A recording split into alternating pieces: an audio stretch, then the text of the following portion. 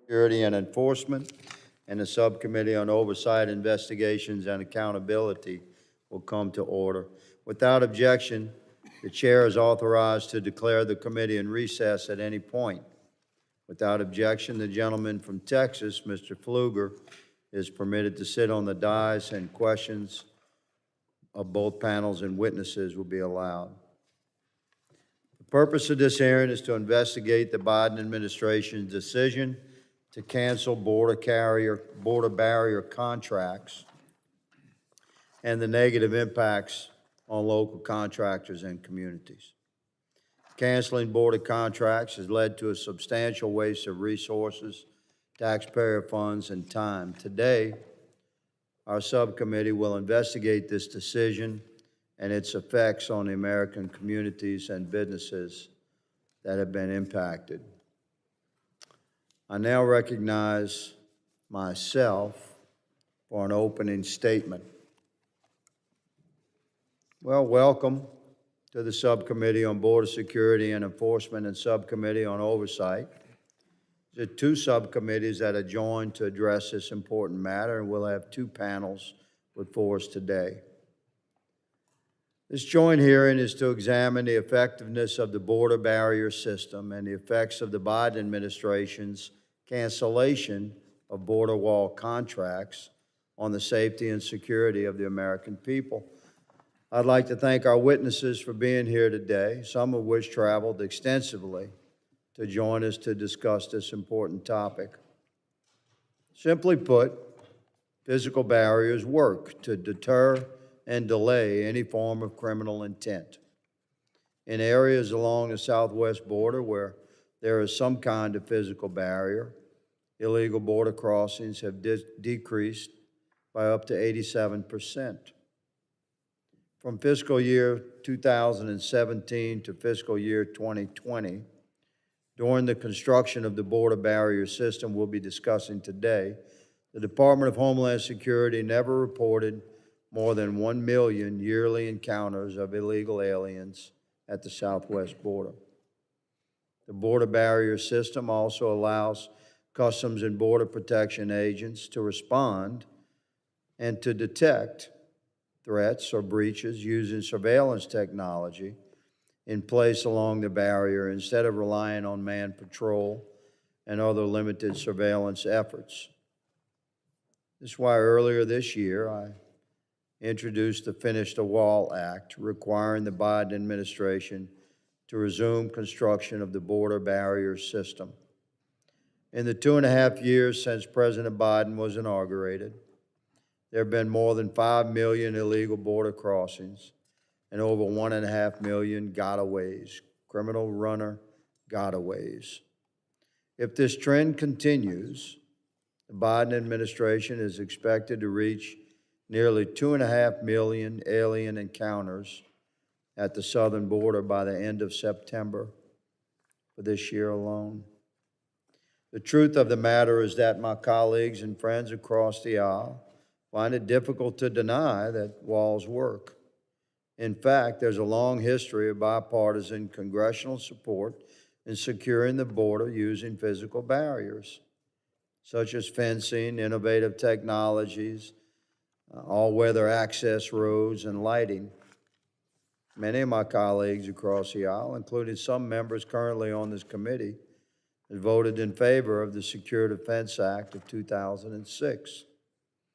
This has long been a bipartisan understanding that physical barriers work and they're integral to effective security of any perimeter. So certainly our sovereign southern border is no exception to that simple fact. And until recent years, it's been clearly understood and accepted beyond the political divisions that we face that physical barriers work. Unfortunately, when President Biden paused and eventually canceled all border wall construction projects in 2021, he demonstrated to the American people that he would prefer to engage in partisan politics over prioritizing our nation's sovereignty and our national security, and deterring those who break our laws by conducting illegal activity at our southern border. Fencing and border wall construction has ceased to be a bipartisan security tool, and the American people are suffering for the sake of this political posturing. In addition to the human costs of these cancellations, it is apparent this administration did not stop and think about the consequences and the impacts that cancellation of border barrier projects would have on American small businesses who had a contract for and had completed work on the border wall system. One of our witnesses here today, Jim DeSortley, his company was hired in 2019 by the federal government to conduct work on the border barrier system. To this day, Jim's company, Lone Star Pipes, has yet to receive any payment or reimbursement for the work that they did. Another witness with us today, Mr. Russell Johnson, was a former Border Patrol agent, returned to ranching along the New Mexico border. As border wall construction expanded, he and his family saw illegal traffic pushed to other sections of the border without a wall, showing that the border wall system is a force multiplier so that the United States Border Patrol can focus agents in areas where a wall might not be logical or possible. Border Patrol agents and the recently retired Chief of Border Patrol, Raul Ortiz, have repeatedly stressed the importance of the border wall for the Border Patrol to do its job. The border wall system should not and did not, prior to the recent years, was not used as a partisan issue. But over the past few years, every detail of border security has become a political playground, including paying our contractors for work that's already been done. These American citizens, American companies that engage in good faith and contractual agreements with the United States government and perform their work and have not been paid. It's shameful. Completing the border wall system is critical to our nation's safety, security, and sovereignty. We, the people, demand a resolution to this crisis. Order must be restored, and this is the first step. I now recognize the ranking member, my colleague, Mr. Correa, the gentleman from California, for his opening statement. Chairman Higgins and Chairman Bishop, I want to thank you both for holding this most important hearing.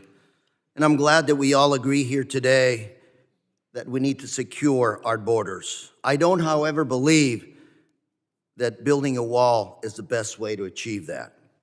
The wall is a Bill Clinton era project from 30 years ago. But the challenges today look very different than they did 30 years ago. I think the question before us is, what we have to be asking ourselves is, does a border wall fit into the challenges that we are seeing today? Our world has changed since Bill Clinton and since post-COVID-19. Many here in this room actually voted to end the COVID-19 public health emergency, thereby ending Title 42. These same individuals predicted the demise of chaos at the border, which is yet to materialize. Because the reality is, after Title 42 went out, Title 8 has been imposed, and Title 8 has with it severe criminal sanctions against immigrants who cross between ports of entry. And this administration has in place a policy that does deter people from crossing between ports of entry. And let me be clear, I don't agree with that policy. But it's hard to argue with the facts and the numbers. The numbers are challenges at the border have dropped. Those numbers have dropped since the ending of Title 42. And it didn't take building a wall to make that happen. The world today, bottom line, the world today is experiencing a migratory crisis, a refugee crisis like we've never seen in the history of this world. And I have to reiterate, the challenges that we face today require worldwide solutions, not regional solutions.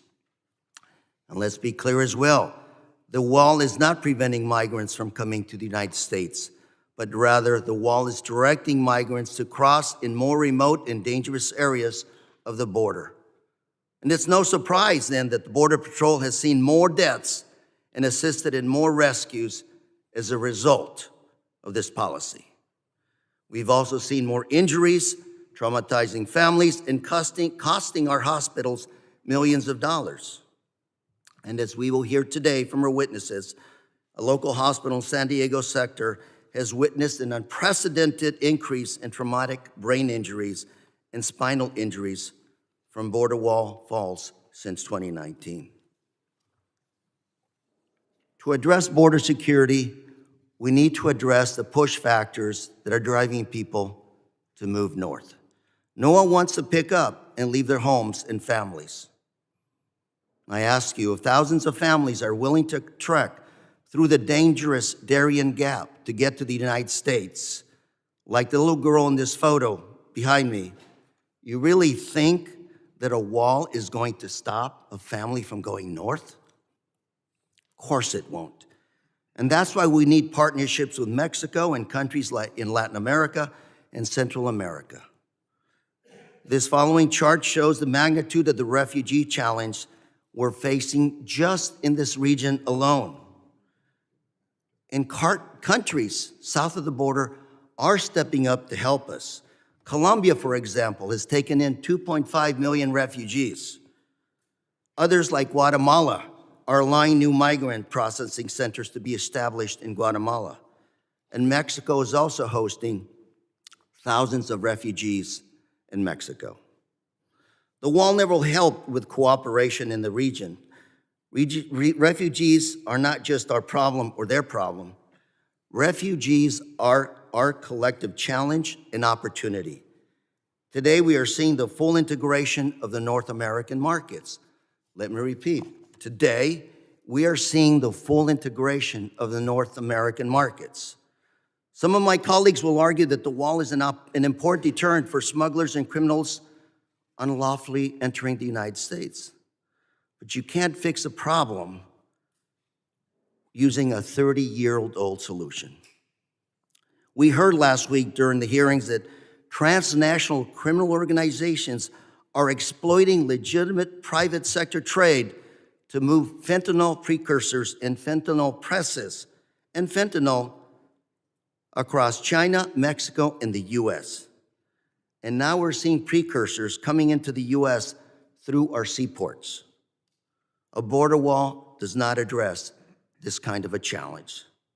Cartels today are smuggling the overwhelming majority of drugs through our ports of entry, using very creative ways to smuggle. Just last month, CBP officers seized 900,000 fentanyl pills concealed in a porcelain sink at the Otay Mesa port of entry, at the port of entry. And I really don't see how a border wall will help us tackle the drugs coming through our ports of entry. In addition, we heard last week on how cartels are now using drones. Some drones that cost $200 with a payload of $1 million value of fentanyl to cross the border. How is a border wall gonna stop a drone? The fact that my colleagues continue to focus on the wall again and again and again puts this committee and this Congress out of touch with what we really need to secure our country. Instead of spending taxpayer dollars, or like the previous administration did, shifting money from countering drug countering missions, let's invest in ports of entry, additional CBP personnel, and the root causes of why refugees continue to move north. Again, today we are seeing tremendous integration of trade between Canada, the United States, and Mexico. The trade across our borders is unbelievable.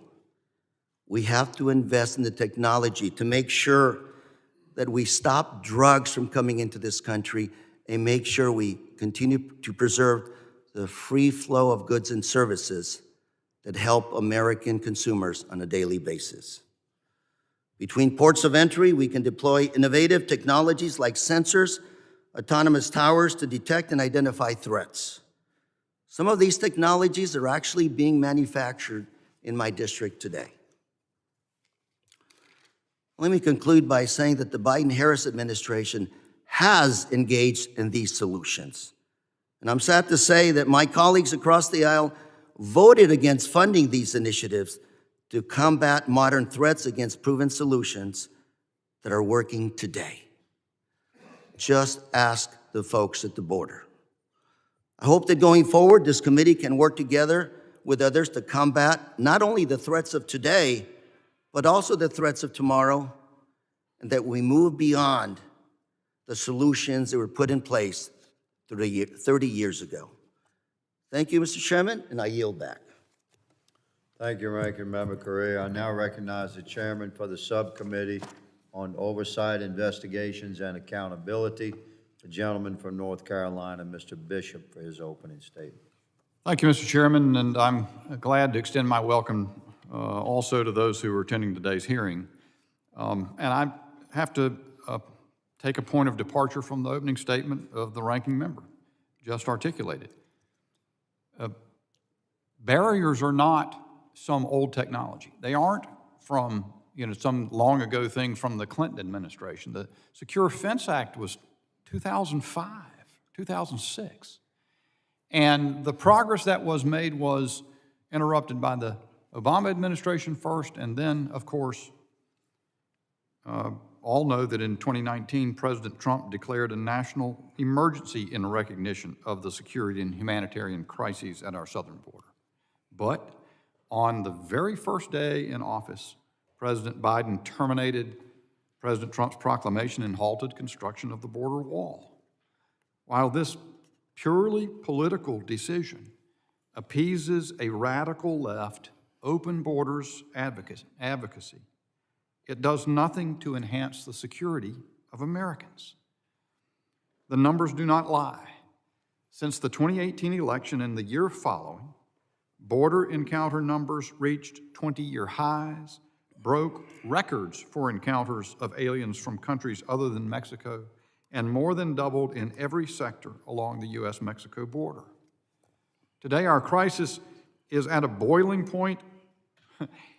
We just heard that the numbers have fallen. A boiling point with over 200,000 encounters in the month of May alone. Who's out of touch? Yet President Biden refuses to budge on restarting construction of a border barrier, wasting taxpayer dollars, encouraging illegal traffic at gaps at our border, and endangering the safety and security of Americans. A physical border barrier slows down those seeking to illegally cross the border and enhances Border Patrol agents' ability to apprehend those individuals. It's simply common sense, and any Border Patrol agent you find will tell you that. President Biden's failure to complete the border barrier system unquestionably hinders Border Patrol's efforts to control the border. As then Chief Patrol Agent for the Del Rio sector, now Chief of Border Patrol, Jason Owens, testified to this committee in a transcribed interview, a quote, physical barrier extends the amount of time that I and my team have to respond to and interdict, and it increases the certainty of arrest, close quote. Another sector chief logically explained that explained in his transcribed interview that the presence of a border wall leads individuals to cross at areas without a barrier, which allows Border Patrol to focus resources in response. Since President Biden halted border wall construction, Border Patrol recorded more than 1.5 million gotaways who crossed illegally into the United States without being apprehended. Not being apprehended because they weren't diverted to the places where they could be apprehended or deterred or slowed. We don't know who gotaways are. We don't know what they're doing and what they're bringing across the border. To speak of fentanyl, they catch it at the port of entry in the sink, but we don't even have any idea. It's the same small quantities that can poison hundreds of thousands or millions of Americans, and we don't even know. We don't know their intentions. But we do know that cartels traffic fentanyl across the southern border, and Americans are dying of fentanyl overdoses at historic levels. These are among the reasons Congress acted to enhance physical infrastructure along the southern border. For example, Section 3 of the 2006 Secure Fence Act requires, quote, at least 2 layers of reinforced fencing, installation of additional physical barriers, roads, lighting, cameras, and sensors, close quote. Since 2006, Congress appropriated funding explicitly to construct the barrier system on the southern border. In fact, just 1 month before President Biden halted border wall construction, Congress included almost $1.4 billion for the border barrier system in the Consolidated Appropriations Act for fiscal year 2021. It makes a mockery of the duty faithfully to execute the law. Notwithstanding legal requirements and congressional appropriations to build a barrier system, President Biden's Department of Homeland Security is instead spending tax dollars on environmental remediation projects. President Biden's irresponsible decision left stacks of unused construction materials exposed to the elements to rust away at project sites along the border. Reckless cost to the federal government, reckless waste of resources. Private citizens on the border found themselves left with the inconvenience, hazard, and expense of these materials remaining abandoned on their properties for now over 2 years. No resolution, just abandoned. That's the policy of the administration. We bought materials, we signed the contracts, but now we're getting nothing for it, just unprecedented levels of illegal immigration. The suspension and termination of contracts also placed contractors in an untenable position. Contractors made business plans and took on expenses to fulfill their contracts. They were then forced to wait on hold for months without any clear decision while the Biden administration decided whether to honor contractual obligations. And when that became something that even the Biden administration couldn't contend that they were doing any longer, they terminated contracts, and contractors now, 2 years later, are saddled with the need to attempt to at least recover some of their costs. This is madness. With the ongoing border crisis of historic proportions, we need to equip our Border Patrol agents with all tools possible to secure our border. Congress has spoken and passed laws, but the Biden administration has wasted hundreds of millions of American taxpayer dollars in canceling contracts that would finish the job. Instead of getting what Americans paid for, we're left with wall panels to bake in the desert and a wide open border. President Biden's unconscionable decision compromises national security. Thanks to all for joining this hearing. I look forward to the testimony from our witnesses. I yield back. Thank you, Chairman Bishop. I now recognize the ranking member for the Subcommittee on Oversight, Investigations, and Accountability, the gentleman from Maryland, Mr. Ivey, for his opening statement. Thank you, Mr. Chairman. In 2015, former President Trump vowed to build a wall. He said, and I quote, "We're going to build a wall, and it's going to be impenetrable. It will be a real wall." That same year, he also said, and by the way, Mexico will pay for it. It's going to be a great wall because I know how to build. Absolutely none of that turned out to be true. The border wall has never even got close to being impenetrable, even the parts that had been built. I think it's been pointed out lately, because the Republican presidential campaign has kicked off, that during President Trump's 4 years in office, only about 50 miles of the wall got built.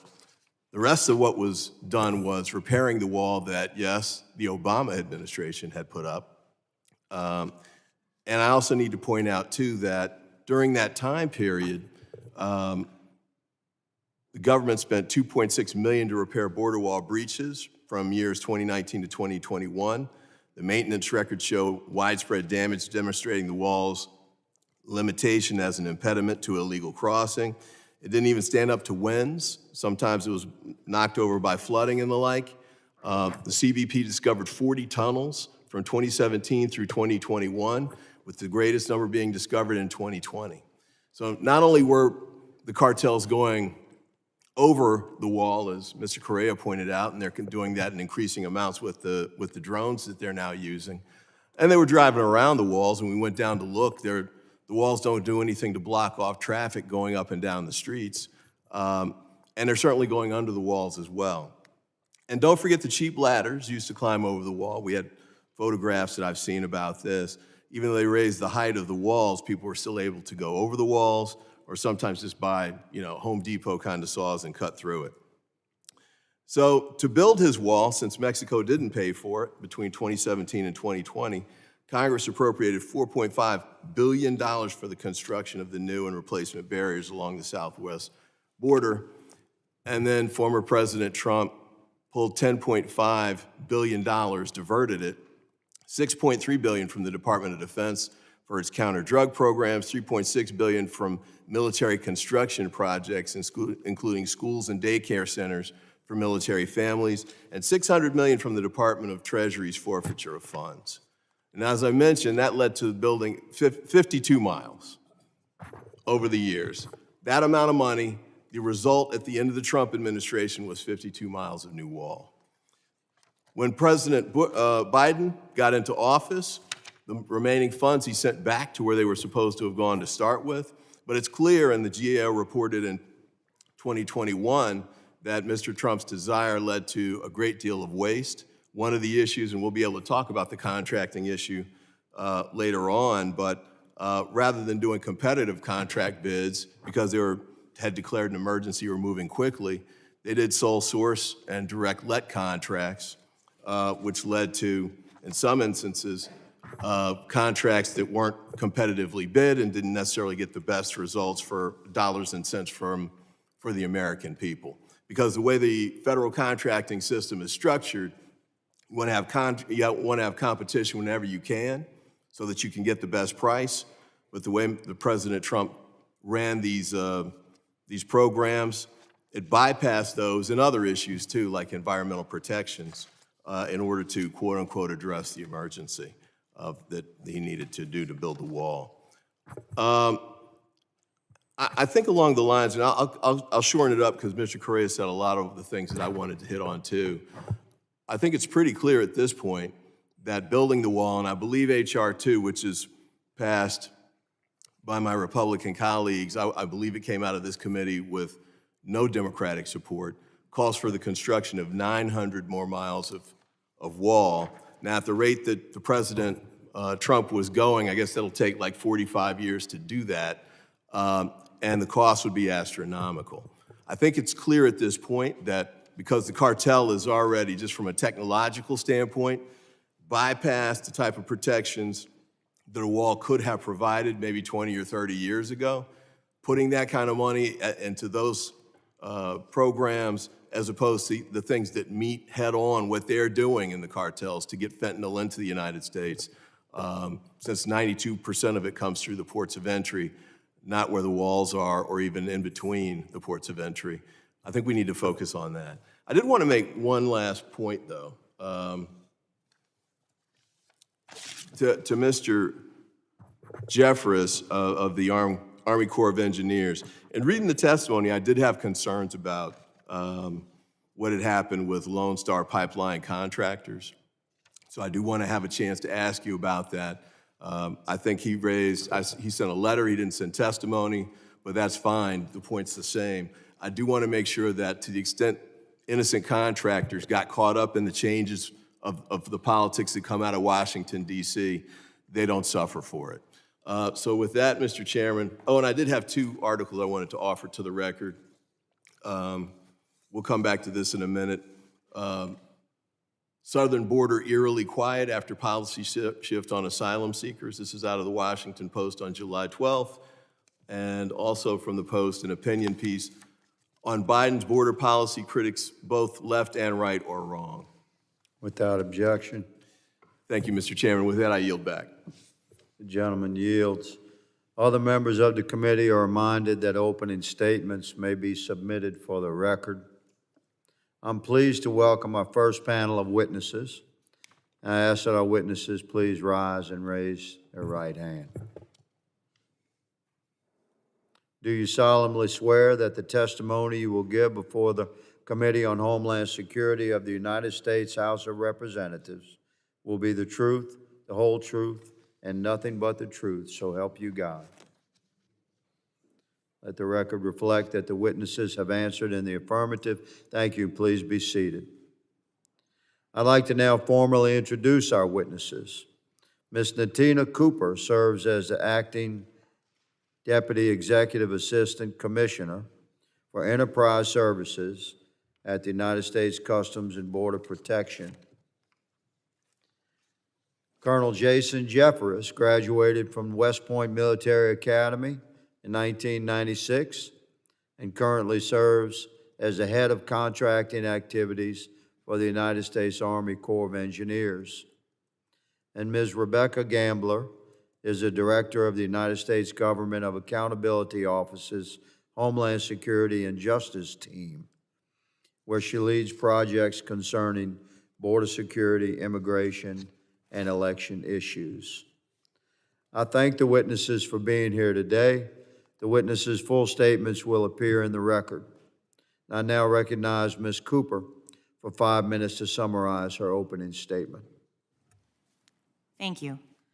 Chairman Higgins, Chairman Bishop, Ranking Member Correa, Ranking Member Ivey, and distinguished members of the subcommittee, thank you for the opportunity to testify today about CBP's use of physical barriers as part of the U.S. Border Patrol's critical role in securing the southwest border between the ports of entry. As these committees know, the southwest border environment in which CBP works is complex and requires continual adaptation to respond to dynamic threats and changing operational environments. CBP's multifaceted approach to border security not only prioritizes investments in personnel, modern technology, and infrastructure, but also non-materiel capabilities, including domestic and foreign partnerships, as well as intelligence and information sharing.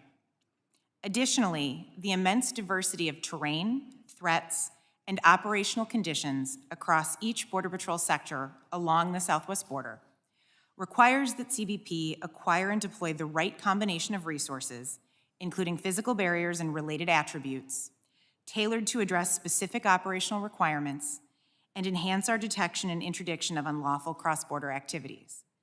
Today, I would first highlight how CBP uses border barriers along the southwest border, then describe our requirements and acquisition process for deciding where and what type of barrier and attributes to use, and finally, share the status of current barrier and system attribute-related projects.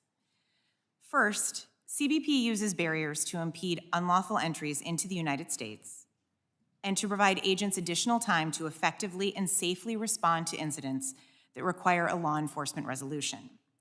Barriers are most effective when used as part of a border barrier system that incorporates other critical attributes, including surveillance and detection technology to provide domain awareness, and roads and lighting to provide Border Patrol agents with improved access, mobility, and visibility. The Border Patrol evaluates each unique operating environment and utilizes a rigorous requirements management process, including the capability gap analysis process that we refer to as CGAP. This larger process engages Border Patrol field personnel at all levels, soliciting input that is used to identify capability gaps, generate operational requirements, and ultimately inform the identification of effective and efficient solutions, such as technology or the deployment of physical barrier system to meet those requirements.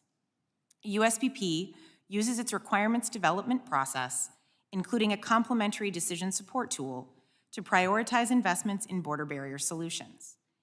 The tool takes into account quantitative and qualitative operational factors, everything from vanishing times, total known flow, narcotic seizure information, and agent assaults, to the ability to contain and deny entries, and many other factors.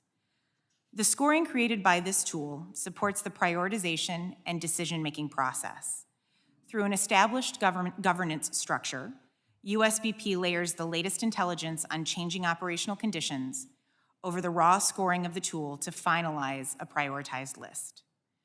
Once the prioritized list is established, CBP applies land acquisition, engineering feasibility, environmental factors, and cost considerations in developing its border barrier system acquisition approach. The comprehensive approach is critical for ensuring CBP makes informed decisions relating to acquiring the most effective system solutions tailored to specific locations along the southwest border. Consistent with the guiding principles in the Department of Homeland Security Border Wall Plan, which provides for the use of prior year border barrier funding, CBP is currently moving forward with several border barrier projects across the southwest border, including actions to construct border barriers and system attributes in the Rio Grande Valley sector and complete fence replacement in the Yuma and El Centro sectors. These projects are designed to ensure that the previously installed border infrastructure functions as it was intended, address enforcement vulnerabilities and improve operational conditions for Border Patrol agents, make the project areas safe for agents, migrants, and adjacent communities, and prevent further environmental degradation in areas impacted by border barrier construction. As with all major acquisition programs, CBP's border barrier system requirements development process is continuous, meaning we conduct assessments of new acquisitions and perform periodic assessments of deployed materiel and non-materiel solutions to evaluate how well a deployed solution meets and continues to meet technical parameters and identified requirements. While border barrier is a valuable tool, it is one of many investments in personnel, technology, and partnerships that all work together to create the right combination of resources in the right locations to help Border Patrol agents gain operational advantage while supporting the daily enforcement of immigration laws and counteracting illegal activity along the southwest border. I thank you for the opportunity to testify today and look forward to your questions. Thank you, Ms. Cooper. I now recognize Colonel Jeffress for 5 minutes to summarize his opening statement. Chairman Higgins, Chairman Bishop, Ranking Member Correa, Ranking Member Ivey, and distinguished members of the subcommittees, thank you for this opportunity. My name is Colonel Jason Jefferson. I'm here today in my capacity as the head of contracting for the U.S. Army Corps of Engineers. As an organization entrusted with the responsibility of managing a large, complex portfolio of infrastructure projects to include those with border security, we truly appreciate the significance of an efficient and transparent contracting process in ensuring the successful execution of our nation's priorities. We take this responsibility seriously. The Corps has a long-standing relationship with Customs and Border Protection. From 2003 to 2018, the Corps partnered with CBP under various authorities to include the Secure Fence Act of 2006. During this time, we completed approximately 650 miles of border barrier, consisting of approximately 350 miles of pedestrian and another 300 miles of vehicular. Since that time, 3 distinct authorities have guided USACE's involvement in border wall construction. Support to Homeland Security under the Economy Act, and then later, support to DoD under 10 U.S. Code Sections 284 and 2808. Regardless of the authorities and the appropriations used, the Corps has acted as the design and construction agent for all 3 programs, including the requisite acquisition support. In performance of these duties, USACE prioritized competition to the extent practical, while ensuring the contracting process is conducted fairly and transparently. In recent years, there's been significant interest in these contracts, including from the U.S. Government Accountability Office, who found that the Corps conducted these acquisitions consistent with applicable laws and regulations. On January 25th, 2017, the President of the United States issued Executive Order 13767, titled Border Security and Immigration Enforcement Improvements, requiring Secretary of Homeland Security to take all the appropriate steps to immediately plan, design, and construct a physical wall along the southern border.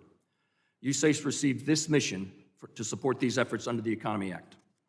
On 15 February 2019, the President declared a national emergency on the southern border, making certain emergency authorities available to the Department of Defense, including 10 U.S. Code 2808 and Section 284. On February 25th, Homeland Security requested DoD assistance in securing the southern border.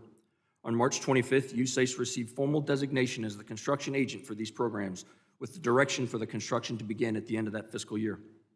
In response, we immediately proceeded with the development and award of contracts under the 284 program, while simultaneously continuing the execution of contracts under the DHS annual appropriations.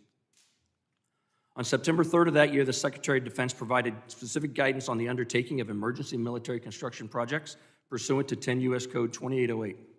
USACE awarded contracts in response to this guidance beginning in November of 2019.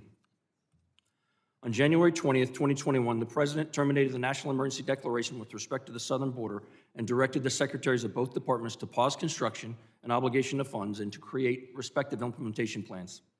On January 23rd, the Deputy Secretary of Defense directed the immediately pause of all construction, and on April 30th, the Secretary of the Army directed the Corps to cancel all construction undertaken with DoD authority. The Corps terminated those contracts the next day pursuant to Federal Acquisition Regulation Clause for termination for convenience to the government.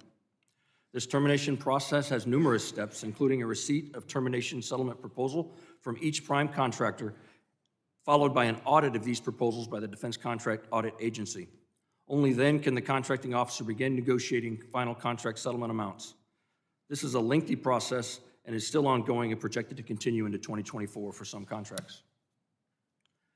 DHS directed the Corps to begin the process for partially canceling some of the border wall program in September 17th of 2021 with the continuation of certain life safety activities for certain levee and non-levee projects. The Corps began the partial termination convenience process for the affected contracts in October of 21. Again, I want to thank you for the opportunity to be here today, and thank you for your continued support for the soldiers and civilians of the Army Corps of Engineers. I look forward to your questions. Thank you, Colonel Jeffress. I now recognize Ms. Gambler for 5 minutes to summarize her opening statement. Good afternoon, Chairman Higgins, Chairman Bishop, Ranking Member Correa, Ranking Member Ivy, members of the subcommittees. I appreciate the opportunity to testify at today's hearing to discuss GAO's work on federal agencies' efforts to contract for and deploy barriers along the southwest border. In recent years, federal agencies have obligated billions of dollars to construct border barriers. Within the Department of Homeland Security, U.S. Customs and Border Protection, or CBP, is responsible for the overall management of border barriers. Within the Department of Defense, the U.S. Army Corps of Engineers has served as the design and construction agent for border barriers. GAO has issued numerous reports over the years addressing the deployment of barriers to the southwest border. Today, I'm going to summarize GAO's most recent reports on the contracting and procurement process for border barrier construction, and I'm going to focus my remarks on 3 key areas. First, the Army Corps' contract obligations and awards in fiscal years 2018 through 2020. Second, the factors that drove the Army Corps' acquisition approach. And third, the status of barrier completion as of January 2021 and subsequent DHS planning efforts. First, the Army Corps obligated more than $10 billion in both DHS and DoD funding for construction contracts from fiscal years 2018 through 2020. The Army Corps obligated funds for specific construction projects under 13 contract awards. Second, expediency drove the Army Corps' approach to border construction contracts. In particular, the Army Corps' approach was shaped by senior DoD leadership direction, the time frame for obligating funds before they expired, and the prior administration's goal to complete at least 450 miles of border barriers by the end of 2020. Under this approach, the Army Corps, for example, used non-competitive awards to a greater extent than initially planned. In some instances, it authorized or expanded work without full and open competition and authorized contractors to begin work before defining key requirements. In addition, contracts awarded with DoD funds were used for border barrier construction projects on federal lands. This allowed the Army Corps to proceed without acquiring real estate from private landowners, a process that can take years. Based on our reporting, we recommended that the Army Corps conduct an assessment of the approaches it used to build the border barriers and, as appropriate, reassess its acquisition strategy going forward. Such an assessment would provide, among other things, an opportunity for the Army Corps to determine how best to reduce the use of contracting approaches that limit competition. The Army Corps agreed with this recommendation and implemented it by conducting an after-action review of the contracting process.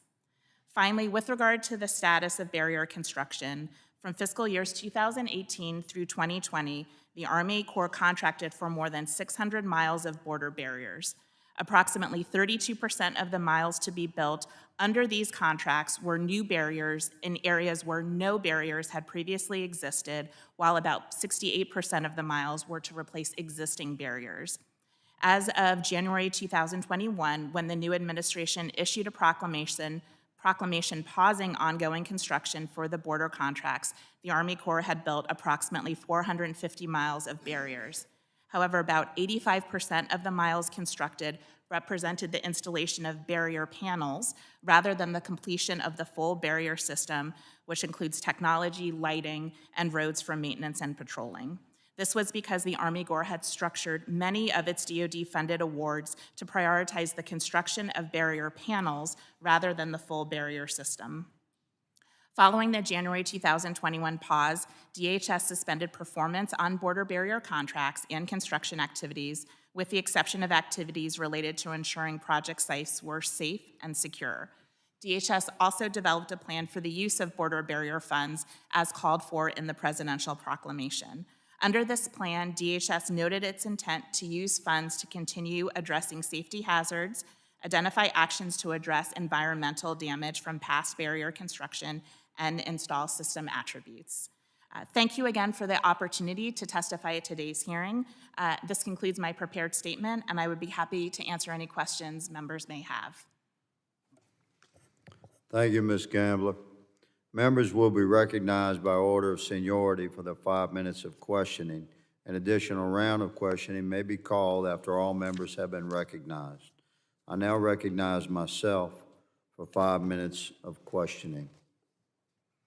The ranking member, my friend, Representative Correa, was my friend, and he and I have spoken for, I would say, cumulatively, scores of hours about our endeavor Conservatively, yes. to work together over the course of the last 7 years to seek resolutions for the challenges of our country within the parameters of this committee's jurisdiction.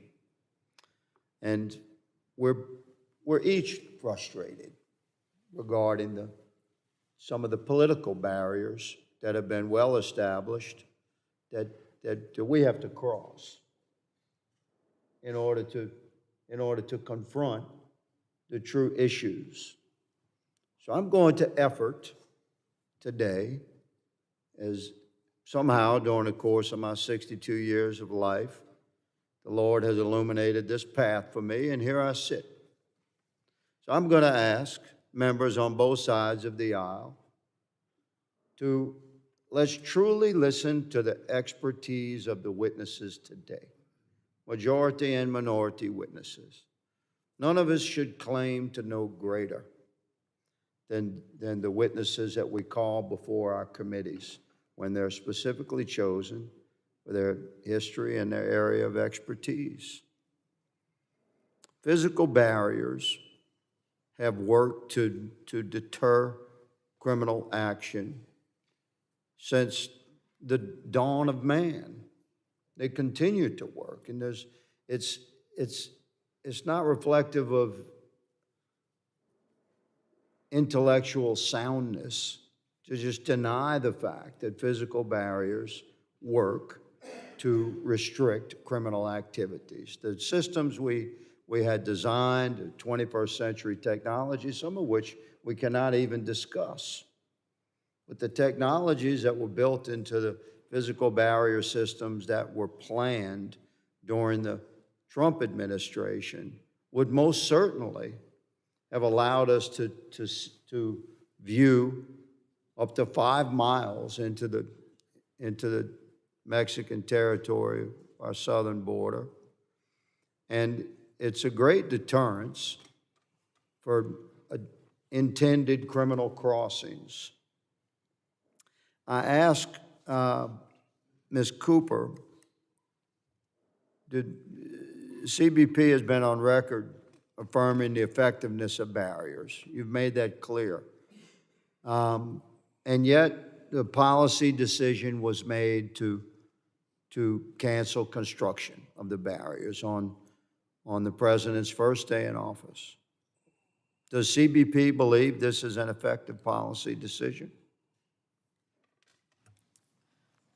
With respect to the policy decision, I will have to defer to my DHS colleagues. However, I am more than able to speak to the efficacy of border barrier system in the places where it makes sense for our operation. Yes, ma'am. So none of us are suggesting that we put a 30-foot wall on top of a 200-foot cliff, are we? God already put a 200-foot wall there. So where barriers are effective. But regarding the policy, this committee had endeavored very hard to ask the Biden administration to provide a witness from the Department of Homeland Security Office of Strategy, Policy, and Plans. And I want all of us to grasp where we are here. It's really so indefensible that the Biden administration has put this policy in place from day one to stop construction of a border barrier system that had proven to be incredibly effective with embedded technologies that would enhance that effectiveness. And this is our response. This is an actual email redacted to protect the innocent, as we used to say. Thanks for the phone call on Friday to discuss the scope of the proposed hearing and for your engagement throughout the development of this hearing. After careful consideration, DHS is unable to provide a headquarters witness for this hearing. They would not provide a witness to speak to the policy that was established by the administration. And CBP is unable to respond to policy questions because it's not their area. We have further questions for the witnesses, and I intend to go into a second round if my colleagues will participate.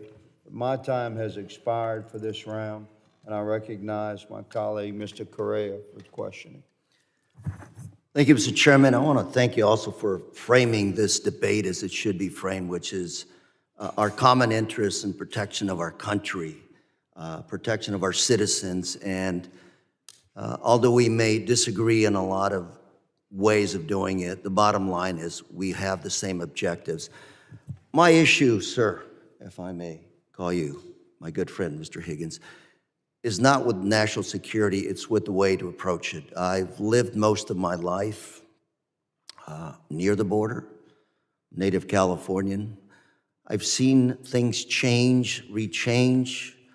And when I mentioned a border wall security concept that's 30 years old, I didn't mean that we'd stop working on it 30 years ago, but rather questioning its effectiveness moving forward. Post-COVID, China's no longer our top trading partner. Mexico is now our trading partner, the top. Canada tells me that the flow of goods and services into this country is unbelievable.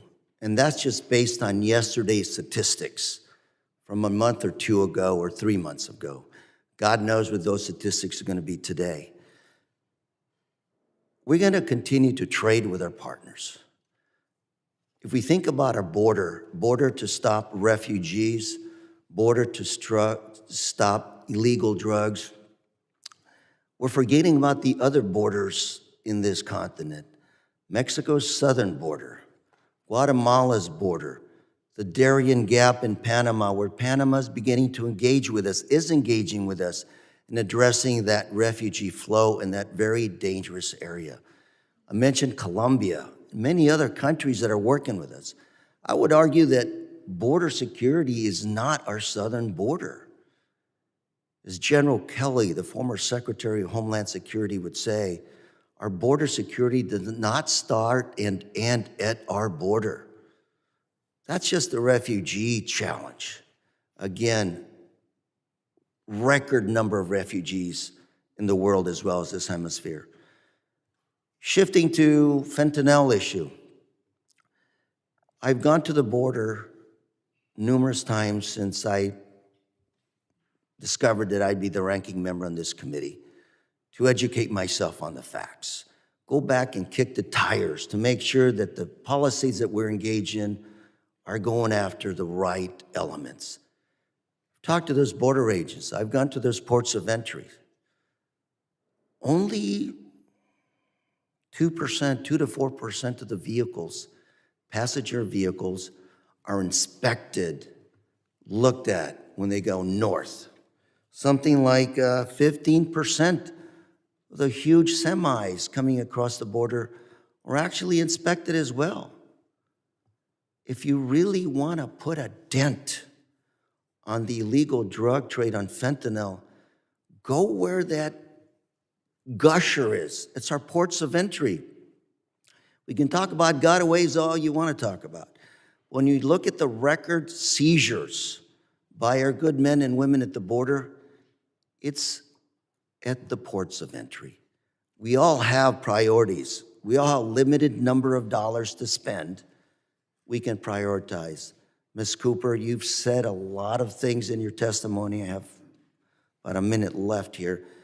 But given the nature of the ever-evolving environment, how important is it that the U.S. engage, and I would call them now our allies south of the border, because their interest is like ours, commerce. Anything that slows down commerce, they don't want to see happen. So how would you say the new environment of integration of these markets, how does that factor into how we address refugees, illegal drug business? Thank you. Ranking Member Correa, I believe you're flagging an important point with respect to the larger security strategy that CBP is engaged in. With respect to our relationships with many of our foreign partners, continued engagement with many of the countries you named, and certainly with others, are a critical part of our larger strategy. As you said, and we've said within CBP for many years, border security is not simply at the border, it begins far outside of that. And our continued collaboration at multiple levels of leadership with offices across many foreign partners is a critical layer of our strategy. The gentleman yields. I now recognize my colleague, Chairman Bishop, for his question. Thank you, Mr. Chairman. Colonel Jeffress, I have an understanding that the administration, since January 2021, later, I guess in 2022 or maybe even this year, agreed to permit some progress on some border wall construction to fill in gaps or something of the kind. Do you administer that process? Am I correct, first of all, and do you administer that process? Sir, thank you for the question. Regarding whether the administration has opened up additional construction for the fill in the gaps, as you say, I would have to go back to the program office, but the Corps of Engineers does provide oversight as the design construction agent for those contracts or those projects that they've been designated, whether it's been through DOD or DHS. When they're designated, they do provide that oversight, yes. All right, are you able to quantify what portion of construction activity that represents in relationship to the contracts that had been let and were pending at the time the Biden administration took office and stopped them? Again, Chairman, based on the number of miles that you're referring to, not having that specific knowledge, I cannot answer specifically what percentage you're referring to. We can take that back for the record. Well, with that regard, you can answer specifically. It is my understanding that it was just a relatively, just a very small percentage. Isn't that correct? That is my understanding, but I don't have enough quantification. Yeah. Are you able to say what border materials are in possession of any of the contracting government agencies under these contracts that have been suspended, then canceled? Yes, Chairman. We've got, started off with $262 million worth of materials left over from these various contracts. We've currently gotten it down through the disposition process to where we've got the border bollard panels still on the ground out there. In some locations, we do have some of the other materials, whether it be electrical equipment for the fiber optic cabling or lighting, that is in the disposition process, but that's not on the ground with the contractors, in my understanding at this point. How are you disposing of it? At this point, Chairman, there's two different processes, one for the DOD, one for the DHS, both of which are are similar, but it goes through a defined process through which it is inventoried at the contract level, and the government validates that inventory and then reviews it to determine whether it can be reusable or must be thrown to scrap. And then through that process, if it's DOD, the Defense Logistics Agency, will manage that process from start to finish all the way through, and it'll go through multiple entities of, can DLA use it, can another DOD entity use it before it'll go to federal or state agencies, and then finally out for sale. If none of that works, then it goes to scrap. On the DHS side, GSA will facilitate that, and it will go first to another agency if there's a requirement, and then we work that with GSA by notifying them. And then if not, then GSA will help facilitate the process of advertising and then final disposition. What value of American taxpayer paid-for supplies has been disposed of as scrap?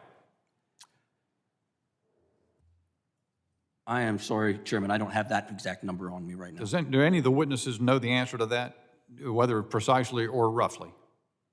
I do not, sir. So none of the witnesses here can tell us how much of the American taxpayers' precious dollars spent on first-quality goods have been disposed of as scrap.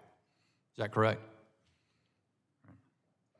How many unused border wall panels are in the possession of DOD?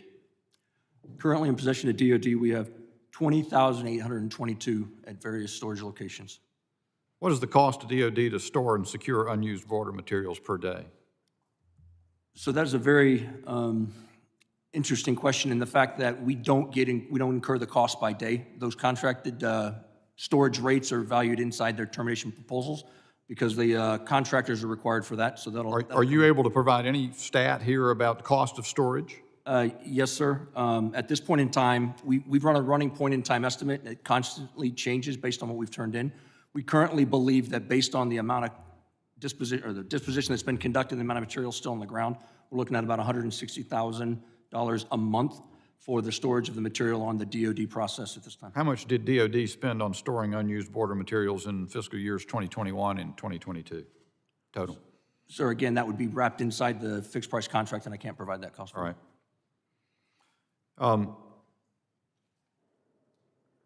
Ms.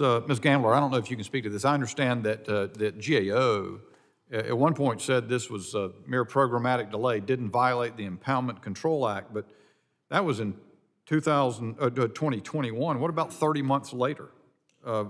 Is that still the contention of GAO, that this doesn't violate the Impoundment Control Act for the Biden administration unilaterally to disregard Congress's appropriation? Yep, thank you for the question, Chairman. As you noted, that was GAO's legal decision at the time in the summer of 2021. We have not done an additional review of the facts and circumstances at this point. If that's something that the committee's interested in, we'd be happy to talk with you about that going forward, Chairman. It might be interesting, but I don't really care. I know what the violation of law looks like. I yield back, Mr. Chairman. Time's expired. The gentleman yields. Now recognize the ranking member Ivy for his line of questioning. Thank you, Mr. Chairman. And I appreciate your comments a moment ago about how we approached this hearing. I certainly agree that we want to be careful about stepping on the opinions of our witnesses here. We want to make sure we take it all in. I did want to raise some data, though, today. I think one of the points that's been made in two of the articles that I mentioned earlier and wanted to make a part of the record is the drop-off in these encounters since the Title 42 regime was taken out of play. And I understand we've got differences of views about how impactful a wall might be, but I think it's clear that the wall isn't there now, but we're seeing tremendous drop-offs in encounters almost immediately. Thank you. Based on some policy changes and some strategic changes. And so I don't necessarily want to say that, a wall could never be a barrier to people coming. I'm just saying that 900 miles of wall at, I think the estimate was $24 million per mile last I saw, and that's a total of $22 billion. I think the money could be better spent. And I think we can show by some of the, in fact, from hearings in this room, some of which that you led, that there are other ways that we could go about reducing some of the challenges we face there. In fact, I think it was your hearing last where there was testimony about China, and that one of the major reasons we had such a big spike in fentanyl was because the foreign policy relationship between the United States and China with respect to suppressing the precursors coming from China had fallen off, and that therefore people were sending the precursors out of China into Mexico at an accelerated rate, and that one of the ways we could address that problem is to see if we could reestablish the relationship with China in addressing those concerns. And I think that would be a great step forward. I also wanted to say, too, Ms. Gambler, I appreciated the testimony from GAO about, well, frankly, the waste to some extent and the way the contracting was done. And it was rushed, we'll say expedited, but that doesn't keep in place the protections of competitive bidding and the like that ought to make sense here. I'll say this, too, before I want to get to the Lone Star issue. But before I move off of that, I do want to say this. I mean, I think I appreciate the comments about wanting to have open hearts and minds as we approach this issue and see if we can just do it based on the evidence and the facts that come before us. I will say this, before I even got to Congress to become a member of this committee, we had members of this committee talking about, well, frankly, calling for the impeachment of Secretary Mayorkas. And that kind of puts things into different context, I think, than if we were just sitting here and talking about the best ways to try and address this issue. And we got the 55-page document in support of that effort, which we hadn't seen in advance on the minority side, and so we didn't really have a chance to respond to it. But I appreciate your comments, and as we move forward, hopefully we can do it in the spirit of bipartisanship that you expressed here today. Colonel, I want to ask you quickly about Lone Star. I took a quick look. I'm not a government contracting expert, but if I understood the gentleman's letter correctly, who is the interim CEO, Lone Star is a subcontractor for a prime. The government decided to terminate the prime contract for convenience. Then Lone Star began its efforts to get compensation back and filed the documents to do so. But before that was completed and they could have been compensated, there was a decision made, according to his testimony, to in some way reinstate the prime contractor.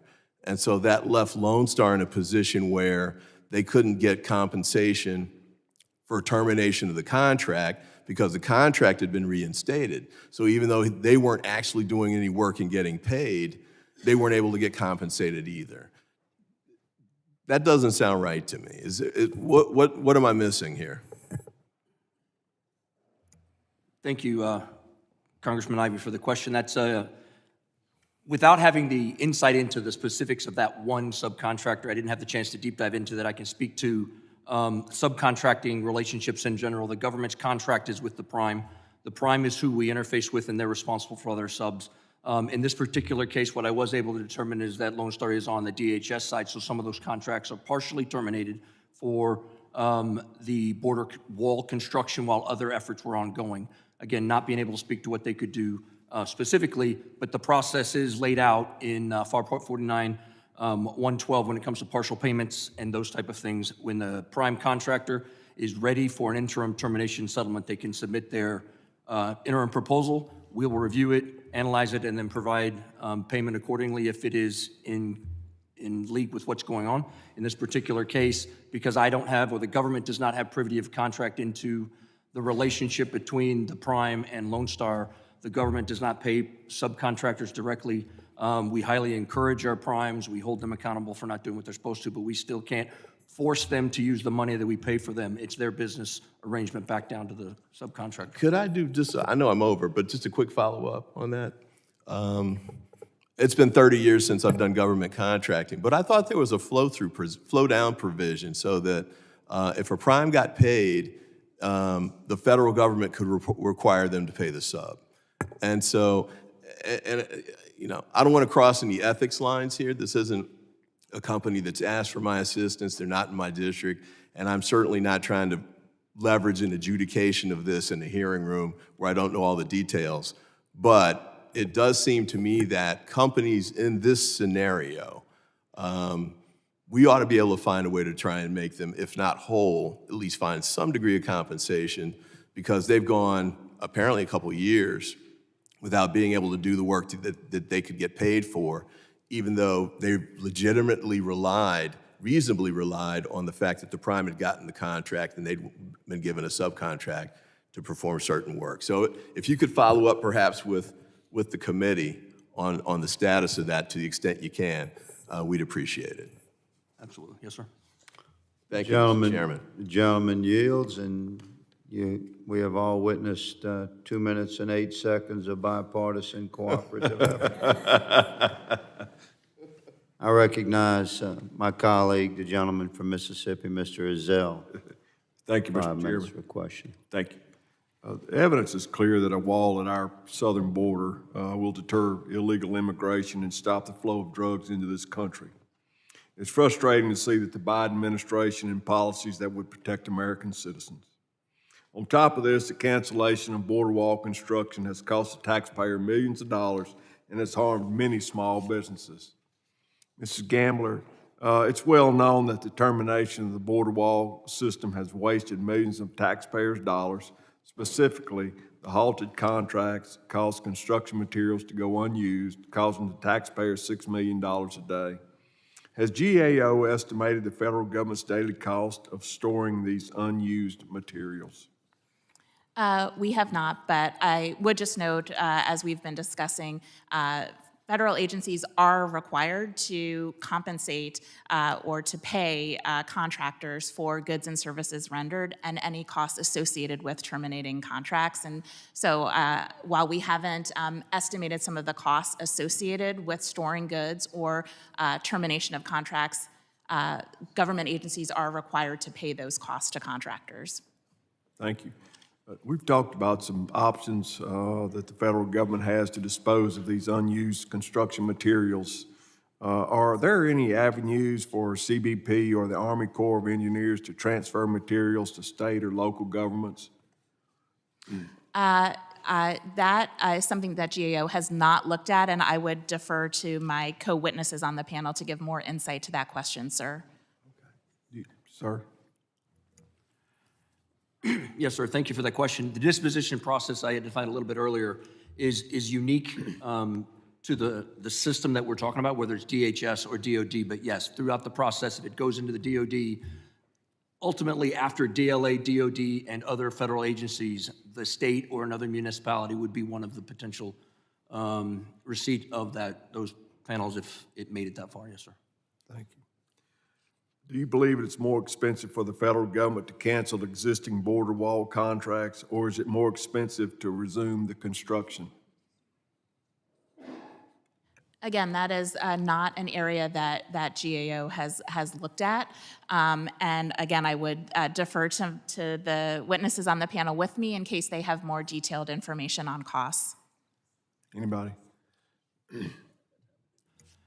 So that's a question that gets into the eaches of depending on which contract and which area we're talking about. So it's a tough one to answer. So I can't give you a definitive yes or no. Okay. Ms. Cooper, what's the cost to the government of canceling the contracts and recompeting them to undertake their current activities, including adding attributes and addressing environmental damage? Thank you for that question. With respect to the cancellation of the contracts, I have to defer to my colleague at the Army Corps, as we've discussed with respect to the companies that were bid for that work, making sure that the negotiation for termination is conducted appropriately so that they can be compensated is a process that the Corps manages on behalf of U.S. Customs and Border Protection. Colonel, anything? Sir, can I ask you to repeat the question real quick? Anything you could add to that, the cost of the government? What is the cost of the government canceling contracts and recompeting them to undertake their current activities, including adding attributes and addressing environmental damage? Again, Congressman, that's a tough one to answer because we have to have individual contracts that we're referring to before we can get into the estimation, but I can't really give you a specific on that one. Thank you, Mr. Chairman. I yield back. Gentleman yields. I recognize Mr. Thanadar for 5 minutes for question. Thank you, Chairman Higgins. Appreciate it. Well, here is another quote from President Trump in 2016. The president said, we'll use the best technology, above and below ground sensors, towers, aerial surveillance, and manpower to dislocate tunnels and keep out criminal cartels. One of the first trip I took after joining this committee was to go to the southern border and look at the wall with my own eyes. Looks like the reality is, despite replacing 250 miles and building 50 new miles of wall in 2020, nearly 1 new tunnel per month was discovered by CBP that year. In fact, Trump administration had the highest number of tunnels. I believe there were 40 tunnels, including one touted as the longest ever discovered. It's clear as day, the wall falls short when it comes to tackling illegal crossings. Ms. Cooper, can you provide more details on the discovery of tunnels during the Trump administration years? Congressman, with respect to the tunnel program, unfortunately, I am not an expert and would be happy to take that question back. What I can tell you is that the application of border security technology, the application of barrier system in those locations where it makes sense, allows our agents, it frankly delivers capability to our agents that then allows them to be responsive to new threats as our transnational criminal organizations continue to adapt. That's applicable in the context of cross-border tunnels, and that's certainly applicable in other contexts we see in our enforcement environment. Thank you, Ms. Cooper.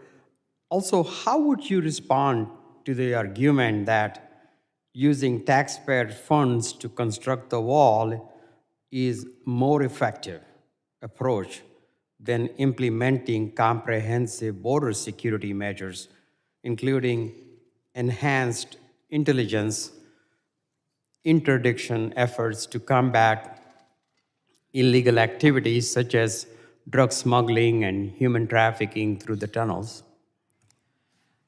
As I'm certain you've heard from my colleagues in Green, including former Chief Ortiz and others, there is no single solution for the border security challenges that we face. The implementation of infrastructure and the associated attributes provides capability. The continued partnership with foreign governments to do what we can to reduce the global migration that we are seeing, the information sharing, again, with those governments and certainly internal to our own government, all play a role in continuing to deliver capability for our agents and our officers at the ports of entry. All right, thank you, Ms. Cooper. And Chairman, I yield back. Gentleman yields. I recognize the gentlewoman from Georgia, Ms. Green, for questioning. Thank you, Mr. Chairman. In looking at the wall situation, the headline speaks for itself. DHS announces steps to protect border communities from wall construction. Yeah, I'll read that again. DHS announces steps to protect border communities from wall construction. I don't know who wrote this, but they probably should have been fired for writing that headline. That's pretty bad.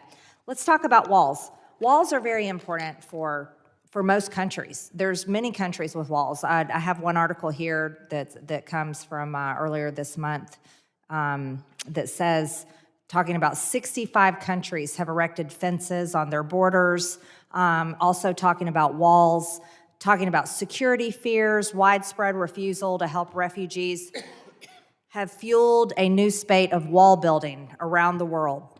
They include Israel's apartheid wall, India's 2,500-mile fence around Bangladesh, and Morocco's huge sand berm.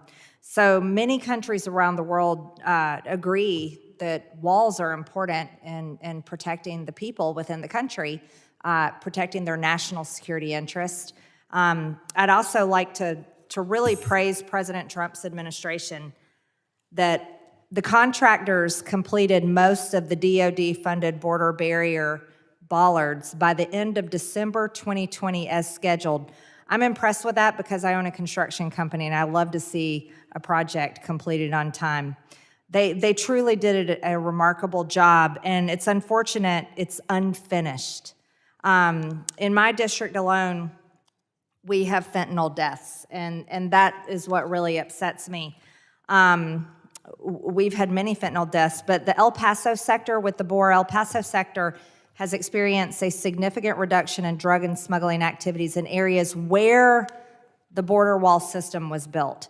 Most notably in 2 separate zones, apprehensions decreased by 60% and 81% from the beginning of fiscal year 20 to the end of it. So walls work and they protect people. We have 300 Americans dying a day, so I think having a wall to protect people from deadly fentanyl is the greatest thing we can do. Ms. Cooper, CBP has been on record affirming that the border barrier has been effective and allowed CBP to readjust their agents to more pressing areas. If CBP said that the border barrier system is effective, why did DHS cancel the border wall contracts on the first day of this administration? I certainly can't speak to the policy decisions. However, I can certainly speak to those locations in which border barrier has been deployed historically and the success with which our agents have seen a growth in capability. As you mentioned, the El Paso sector. Currently, there's a GAP project, a Gaps and Gates project, that was approved by Secretary Mayorkas that has completed 68 of those gaps and gates. An additional 61 are ongoing, some of which are in the El Paso sector. In addition, with the FY20 and FY21 appropriations that Congress provided, CBP, will be able to go back and add the system attributes to the barrier that was previously constructed by DoD in locations, again, such as El Paso, that will provide for protection. Ms. Cooper, can you tell me, I've got the Biden administration plans here. Does any of this include, these were many of the categories of things that they used the money that was supposed to go for the wall. They turned it into things like habitat fragmentation and wildlife impacts, restoration of disturbed areas, invasive species control and monitoring, erosion concerns, low water crossing, lighting and light pollution, border barrier removal or completion, not sure what that means, impact to cultural resources. This is a list of projects that the Biden administration decided to take wall money that was set aside and contract money, and they canceled the contracts to build the wall, and they canceled building the wall, and they took this money and moved it to things like erosion control and invasive species control. So with the new wall building or project that you're talking about, are they still going to be addressing invasive species to protect our states and protect our border towns and communities? Or are they actually interested in building a legitimate wall that will stop the invasion into the United States? As part of barrier construction, for as long as I've been working on barrier programs, which is about 15 years, we have had a long-running relationship with the Department of Interior to ensure that environmental resources are considered as a part of that barrier construction. What those types of projects that you just referenced are not new to this type of work, and in fact have been ongoing with every border project that I've been involved in. Well, will protecting the land from invasive species, will that save the 300 Americans that are dying daily from fentanyl at all? I don't think so. I yield back, Mr. Chairman. Gentlewoman yields. The gentleman from California, Mr. Garcia, is recognized for questioning. Thank you, Mr. Chairman. And I know we're talking a lot about walls today, and I definitely have some comments and questions about the border wall, but I just want to restate a few facts for the record. First, just as a reminder, and for this subcommittee and for a greater committee, when all the kind of cheering went about, folks trying to really, I think, encourage chaos during the end of Title 42, I just want to really note that there was no chaos happening. The administration has actually done a fairly good job of this transition.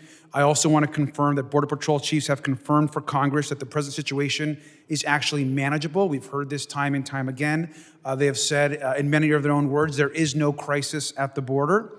DHS has never been given any kind of stand-down order as well, as has been stated by some in the majority.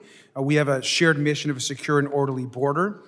Third thing I want to say is that the Democrats have been saying for years legal pathways have been critical to providing order at the border, especially after Title 42. And I just also want to note that Donald Trump's border wall has always been, in I think my opinion and many others, an anti-American monument and not a real solution to actually any of our issues at the border. Now, we know, as has been stated by our ranking member and others, walls can be climbed, they can be jumped, they don't meaningfully disrupt the flow of fentanyl in this country. We know that fentanyl is coming in from legal ports of entry. And while walls can't solve our problems, they actually do create serious concerns in many cases, and I want to bring up one in particular. I want to raise a case that's been deeply troubling back in California, certainly to me and many of my colleagues. Recently, the San Diego Union Tribune reported a nearly week-long incident in which approximately 150 asylum seekers were trapped between the layers of border wall near the San Ysidro port of entry adjacent to San Diego. Now, according to eyewitness reports from the Union Tribune, a reporter on the ground, that migrants tried to leave, but Border Patrol herded them back into spaces between the fences, and migrants at the time believed that they were in custody. Now, CBP detention standards require people in custody must be supplied with basic hygiene items, food at regular intervals, and that water must always be available. But migrants did not receive any of these things, and in fact, it was just one plastic water cooler for around 150 people between these two fences. Now, this does not appear to be an isolated incident. My office and other offices have received reports that migrants are frequently stranded between border walls for extended periods of time, and many of course, are suffering from hunger and dehydration. An article in the New York Times confirmed that this situation is actually played out in other sectors of the border as well. To the committee and to our chairman, to our witnesses, now I wrote the Border Patrol to ask what policies guided Border Patrol responses in situations when migrants may be trapped in portions of the wall, and we received a reply just last week. Border Patrol told me and my colleagues, and I quote, "The individuals in question had not made contact with U.S. Border Patrol and were not constrained from further movement." This is actually from the letter. But now I want to show you actually a photograph, and you can see for yourself, absolutely there is contact being made. And the San Diego Union Tribune, the editorial board themselves, said that Border Patrol claims that the incident was a collective hallucination, and that this was absolutely not the case. And so I hope that there is a better communication from Border Patrol to members of this committee on exactly what happened and what is continuing to happen along this incident. CBP's response does not even touch on the questions we raised about the conditions, guidance, and protocols that exist in this situation and others. Now, Ms. Cooper, as a leader within CBP and certainly someone that's involved, I know that you necessarily don't oversee this exact sector, but I'd like to ask you to please take these concerns back to your leadership and CBP leadership. We've been given no adequate response so far. Is that something that you'd be willing to do? Thank you for the opportunity to respond, Congressman. I can assure you that our U.S. Border Patrol agents take the safety and security of those who come into our custody with great seriousness, and I'm happy to take that question back. Thank you, because right now, Border Patrol leadership is telling us that they're not interacting with these migrants, but there are reporters on the ground that are reporting that this is actually happening, so it's actually of grave concern. I just want to just close. You know, this is an incredible country. I to have migrated here myself as a young child. This is a country that does not leave women and children in the desert without food, without water. We have to do better as a country. Certainly, as we discuss things like walls, we should also understand what the impacts are to people that are trying to seek asylum that is actually legal in our country. And so with that, Mr. Chairman, I yield back. The gentleman yields. The chair recognizes my colleague from Alabama, Mr. Strong, for question. Thank you, Chairman Higgins. Colonel Jeffers, Texas acquired 1,700 used border wall panels from the federal government in 2021 to build the border wall. However, the federal government continues to store a significant amount of border wall material that will not be used as a result of President Biden's decision to halt the border wall. Have any state governments contacted the Corps to express interest in acquiring the unused border wall material? Representative, thank you for the question. I cannot answer whether any other states have reached out to us specifically. As I mentioned earlier, the disposition process is managed by the Defense Logistic Agency, so once we receive disposition instructions, DLA would be the ones that would manage that coordination on the DoD specific contracts. Thank you. I know earlier you mentioned that you're paying about $160,000 per month to store some 20,822 panels.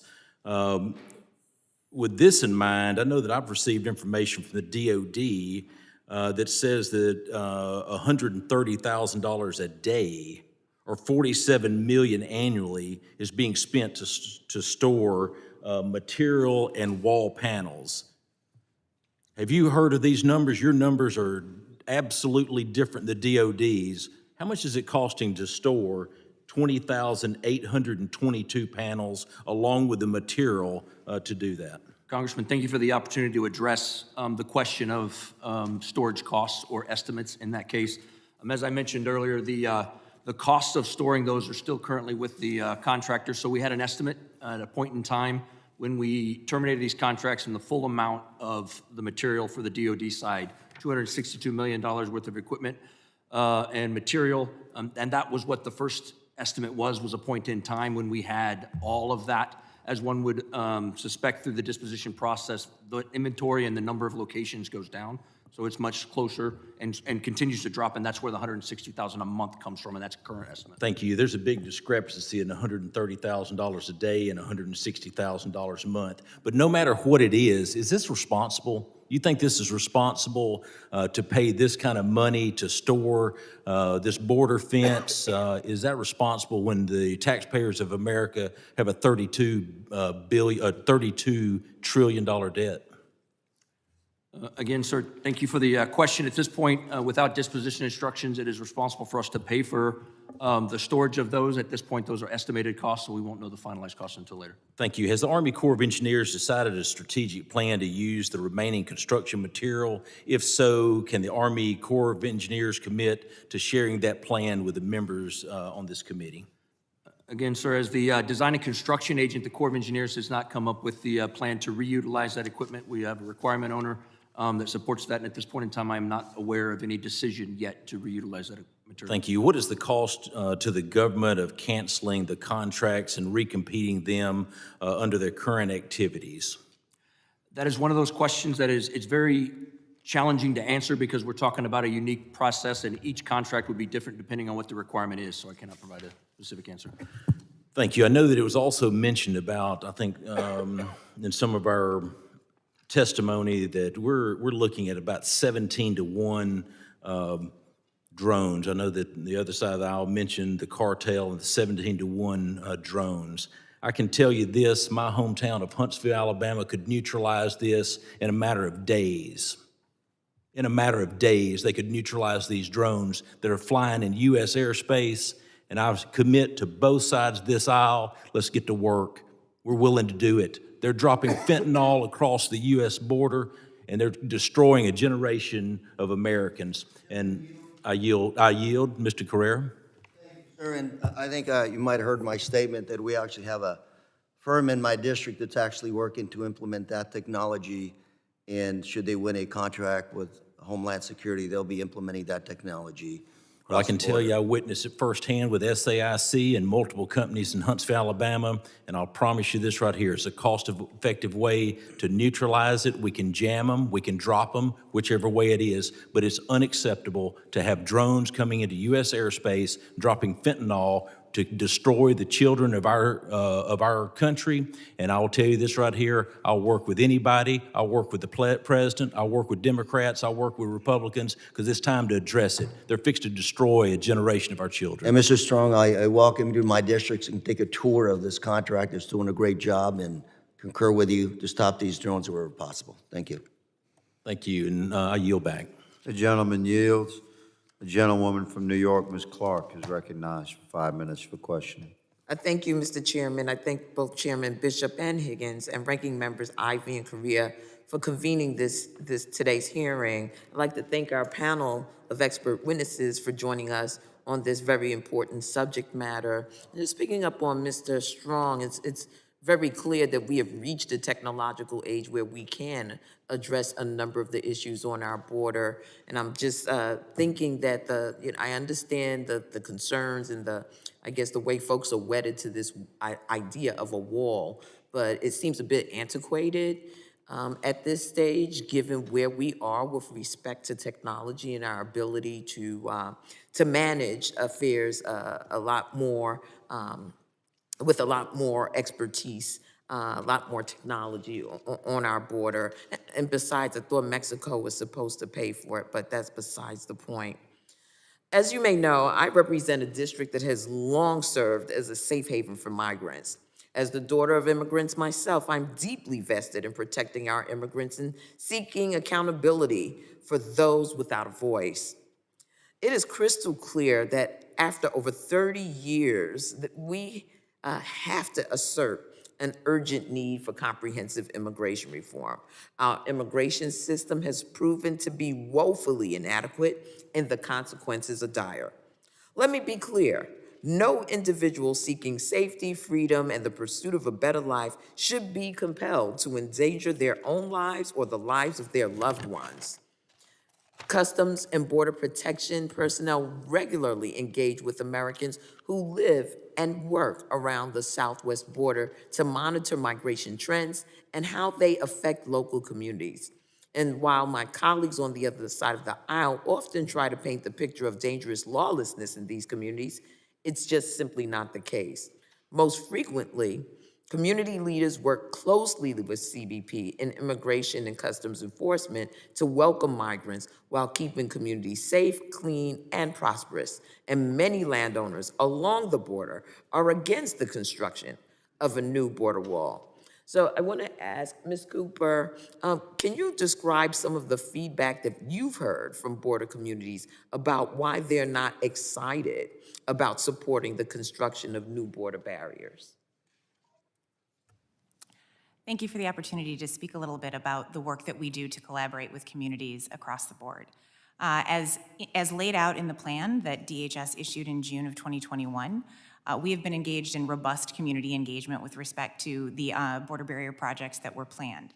That community engagement begins with consultation letters that go to, in fact, in the last 2 years, more than 2,000 consultation letters have been sent out. We've engaged in more than 1,700 meetings with community members. And we hear a variety of feedback. We hear support, we hear concern, and one of the things that we are able to do through that consultation process is understand what affects each community and, to the degree that we can, make adjustments to be able to address those things, whether that is with respect to previously constructed barrier system, adjust alignments, in some cases with respect to environmental concerns, create gaps. We've done everything from lizard gaps that allow for migratory species, and a variety of other things to be able to address community concerns. Very well. I think that's a very good approach. And if we, dial down the rhetoric a bit, perhaps we can get to a solution that we can all agree to. With that, Mr. Chairman, I yield back the balance of my time. Gentlewoman yields. The gentleman from Oklahoma, Mr. Brashean, is recognized. Thank you, Mr. Chairman. I appreciate you all taking the time to be with us today. For years, United States citizens have been clamoring to find a solution for the border. And, it's not just about the fentanyl, which is the leading cause of death, we know, from 18 to 45-year-olds. It's absolutely heavily correlated to what's being allowed at that southern border, but it's also weapons and human trafficking. There's a movie, a little-known movie being out right now that you may have heard about called Sound of Freedom. And I think the American people know what a tragedy we have. President Trump's administration, they responded. They built physical barriers. It's been cited that there were many people, some on this committee, on the other side of the aisle that voted for the 2006 Secure Fence Act. President Biden voted for the Secure Fence Act. But yet, as president, he took office and said, not another foot, shut down the $15 billion that was to be allocated as mandated by Congress, appropriated under the rule of law, and he, with the stroke of his pen, said, not another foot. In the context of 2021, I'm in a construction business. I had a little small business. I found myself in Washington, D.C., and found myself outside of a physical barrier in the fall of 21. That physical barrier had been put in place by Speaker Pelosi, and quite a contrast that months before the president had said physical barriers, they don't work. Nancy Pelosi employed them. And so, Ms. Cooper, here's what I would ask you is, if physical barriers, as my Democrat colleague a minute ago said, are 30-year-old outdated systems, why did Nancy Pelosi employ them at the same time we're canceling contracts on the southern border around the Capitol building? Respectfully, Congressman, I can't speak to the decision to employ barriers in that context. Do you see a conflict? I mean, in terms of ideology, to say on one side, we don't think physical barriers work. 65 countries, to my colleague's point a minute ago, 1/3 of all countries in the United States have physical barriers on their borders. And there's this floating thought pattern out there. Physical barriers don't work. They're outdated. Do you see the hypocrisy when they're used to surround the Capitol building by Speaker Pelosi? At the same time, we're canceling contracts to stop the flow of drugs coming into our country? Again, with respect, Congressman, I can't speak to that. Let me pivot. $262 million, Mr. Jeffries, you cited, was the amount of total expense of the material out of the $15 billion that was laying dormant after President Biden said not another foot. $262 million, 20,000 panels. Someone that comes from the heavy equipment world, there's kind of few things you can do with big pieces of metal. I find it astounding that we don't know if there's some states that wanted those materials when the disposition process is to include either Fed or state entities first prior to scrap. It's astounding to me that between GAO and the Corps of Engineers that we don't know, especially with the Texas Lone Star program, they're spending $4 billion a year in Texas. They're putting rent-a-fence up. They're actually putting up physical barriers called rent-a-fence. Why are we not diving in with the state of Texas that has the largest mileage that is lacking physical barriers and asking these strong questions? Hey, we've got material, 20,000 panels. Instead of us looking at scrap, would you be interested in erecting physical barriers? Because they'll all tell you that they work. Is that not something that we need to become more insightful about? Congressman, thank you for your question and your concern about the barrier material. Your numbers are correct. We have 20,000 panels in the storage facility process right now, but we have not received disposition instructions. As the head of contracting, as part of the design and construction agent, we're not part of that decision-making process, so I can't speak to who's having those conversations or where, but I can just speak to the amount of material we currently still have. Well, I just look on in with this. I got 23 seconds. Senator Langford from my home state, United States Senator Langford, he has information that's come out. $6 million a day was wasted because of this situation of contracts and place that we're having to lease to put material. That number then... Gentlemen, yield for a second. Can I finish the thought? And then there was $3 million a day, then it became $130,000 every day, and now it's $160,000 a month. It's just a moving target. I mean, regardless, it is such waste and I think the taxpayers are so disheartened by the waste. And I would yield for Yields. the extra Gentleman's 18 seconds time that has I've gone over. expired.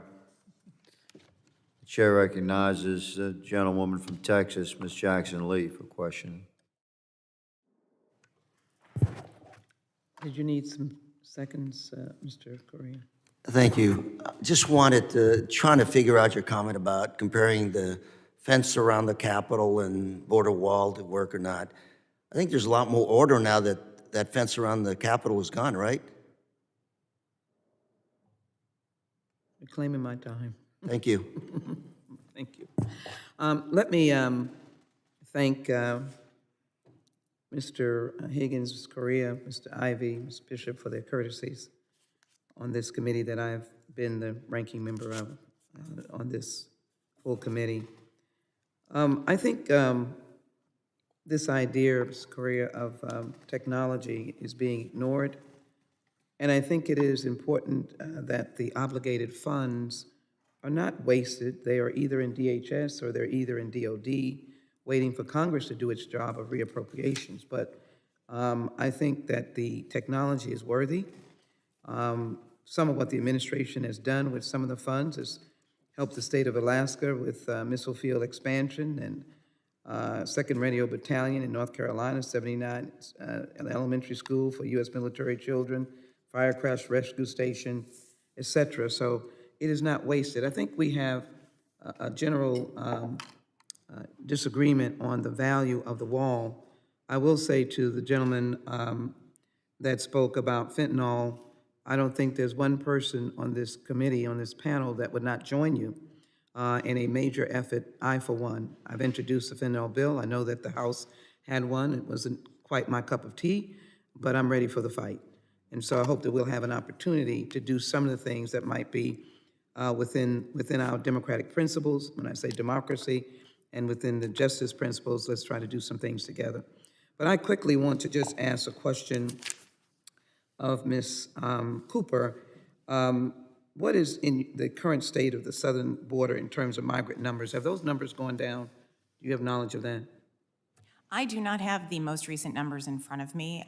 We have seen, in fact, as of the end of the fiscal year, we have seen approximately 1 million encounters. That is a significant. Okay, you don't have the current. What about you, Ms. Gamler, GSA? Do you have some information about numbers going down or not? We can follow up and provide specific numbers for your office. Let's do that. But let me ask both Ms. Cooper, because your government right before me, DHS, and Ms. Gamler. I don't think because we do not have a wall that this kind of behavior that I'm about ready to report is appropriate. I think we can find ways of dealing with this as we have done before. And certainly, we should not be in the category of doing inhumane items. Department of Public Safety trooper sent an email because he was very concerned about actions happening at the Texas border, where the governor has placed wire and buoys in water that brought about a pregnant woman having a miscarriage who was found late last month, caught in the wire, doubled over in pain. A 4-year-old girl passed out from heat exhaustion after she tried to go through it and was pushed back by Texas National Guard. A teenager broke his leg trying to navigate the water around it. And then the incident of a pregnant woman, on a series of previously reported drownings in the river during 1 week stretch earlier this month, including a mother and at least one of her 2 children, who Federal Border Patrol agents spotted struggling to cross the Rio Grande. And my understanding is they were pulled from the river and given medical care before being transferred to EMF, but were later declared deceased in the hospital. The second child was never found.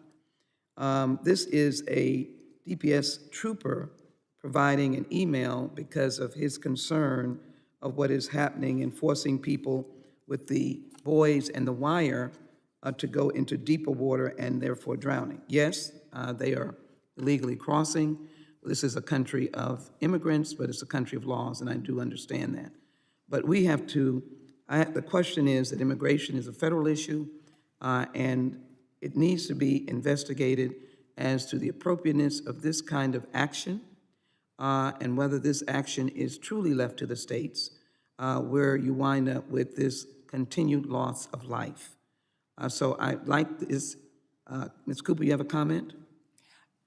While I can't speak to the policies or actions of the state of Texas, I would like to reassure the Congresswoman and the committee that our Border Patrol agents, as they meet migrants in those locations, take their safety and security as they come into our custody very seriously and ensure to the greatest extent possible that they are taken care of at that moment. And I would expect to do so, and I've seen them and I know they do, but I am asking that you carry this request for an investigation from me regarding the actions that this DPS trooper, has suggested. And we can provide you additional information, and I would ask Ms. Gamler, I know that you're in GAO, that we provide you with information. I've only cited what the trooper has cited in terms of maybe Border Patrol agents being forced to try and help these people. I think that's what I indicated. They were trying to help someone drowning in the middle of buoys and wires, but I would like to have an investigation in that. Congresswoman, thank you. Well, we'd be happy to talk with your office after this hearing. And let me also just note that GAO has done prior work looking at CBP's provision of care for individuals in its custody, and we've made recommendations to CBP in those areas. We'd be happy to brief your office on that work as well. Let me just finish one sentence, Mr. Chairman. Thank you for your indulgence. I think I was specifically making the point of how difficult it makes whether CBP or, in essence, Border Patrol, which is at the border, make their job difficult when state actions like this cause what this trooper has suggested has occurred. Loss of life, miscarriage, 4-year-old broken leg, and a mother and her 2 children, one missing, mother and child dead. And so I think that we have established that immigration and border security is a federal issue. Whether we agree or disagree with the wall, it's a federal issue, and this should be investigated whether a state is intrusively, wrongly engaging in immigration responses. I yield back. Thank you. The gentlewoman yields, and with respect to her request, I feel compelled to state that the state's actions, the state is not here today to speak on their behalf. And I would ask that the gentlewoman's questions regarding state law enforcement actions be appropriately directed, whereby she may receive the answer she seeks. But this committee does not have a witness here today from the state of Texas. The chair recognizes the gentleman from Arizona, Mr. Crane, for questioning for 5 minutes. Thank you, Mr. Chairman. Today in this committee hearing, I've heard that walls will not stop the immigration crisis that we see today. I've heard that walls also will not stop a drone. I've also heard that people are tunneling under walls, and let's not forget the ladders that people are using to climb over the walls. I want to remind this committee that this committee is called the Homeland Security Committee. It is not called the Homeland Wall Construction Committee. Why do I point this out? Because real security, whether at your house or on the southern border or in a prison or at a military base overseas, has always been and will always be protected by overlapping deterrents. I'll say it again, real homeland security is supported by overlapping deterrents. Now, a wall is simply just one of those deterrents that overlaps and works in conjunction with well-trained agents, technology, intelligence, and more. Why? Because you can't just say that one security element is going to keep you safe in any of those environments that I pointed out. It's kind of like saying, I'm not going to use a lock on my front door because it's antiquated and people can go through the window, they can climb the backyard. It would be the same to say I'm going to use a lock on my front door, I'm going to use an alarm system, and I'm also going to use a camera system. That's overlapping deterrence at your own home. and any professional that came in and gave you a site security assessment on your home would advise you to use overlapping deterrents. And I think it's sad that we're still talking about very rudimentary, basic, simplistic, common knowledge security measures when we know what we're trying to protect. We're trying to protect our citizens, our constituents from all over the country who vote different ways, who think different things, but we know that they're being harmed by everything that we've been discussing in this chamber for months. They're harmed by the fentanyl. They're harmed by the MS-13 gang members. They're harmed by sex trafficking and everything that comes over that southern border. And I'll acknowledge again, we all know that there are people that come over that southern border who just want a taste of the American dream and to work hard and to raise a family. We can all acknowledge that. But if we're ever going to get serious about security, we have to quit pointing out that a wall isn't by itself security. We all know that. Real security is always, always, always contingent on whether you have overlapping security elements, and every Border Patrol agent will tell you that. I want to turn now to Mr. Jeffries. Mr. Jeffries, in your professional opinion, just because something is antiquated like a lock or a wall, do you believe that we should discard it in trying to secure what we want to protect? With respect to your question, Congressman, I believe that we should look at all opportunities that are out there without giving a definitive answer for my position as a contracting agent. Thank you. What about you, Ms. Cooper? It's been my privilege to support the U.S. Border Patrol for the last 5 years. And in my role, one of my chief responsibilities has been working with each sector to identify their full suite of gaps and requirements. Those come in the form of a dozen different master capabilities, including some of the things you mentioned, additional communications capability, but I should say requirements that ultimately lead to solutions, such as additional communications capability, additional technology, additional roadways, partnerships, and in certain contexts, barriers, intelligence and information sharing. Right. All of those, when appropriately combined, the right mix in the right place, can add value to our border security enterprise. Thank you, Ms. Cooper. I guess what I'm trying to say is this. This situation at our southern border will not change until my colleagues on the other side, and even those of us on this side, start implementing overlapping deterrents at our southern border, just like we would at our own homes. Thank you so much, Mr. Chairman. I yield back. The gentleman yields. The first series of questions having been completed, we are going to forego a second round of questions for this panel. I very much appreciate the dedication of time that this panel has given the committee today. The members of the committee may have some additional questions for these witnesses, and we ask that the witnesses respond to those questions in writing.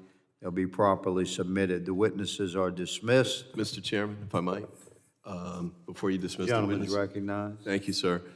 Colonel, if you could send the responses to the questions we raised to the chair and ranking member as opposed to me or someone else, that would be appreciated. Is that fine, Mr. The Chairman? gentleman's comment is appropriate. Thank you, Mr. Chairman. So we're going to recess for 5 minutes, and I Chairman, will gavel in 5 before you- minutes. Mr. Chairman, just a small moment. Another bipartisan moment. Here, the gentlewoman is recognized. Mr. Chairman, with respect, you assessed the witnesses in front of us. I accept that. But for whatever witnesses that might be able to respond to my inquiries, I would like them not to be hindered and to be able to get back with me on that, Mr. Chairman. Noted. Noted. Thank you so very much. And agreed. Thank Good you. lady. The witnesses are greatly appreciated and are dismissed. The committee will be in recess for 5 minutes, and I will gavel in 5 minutes. If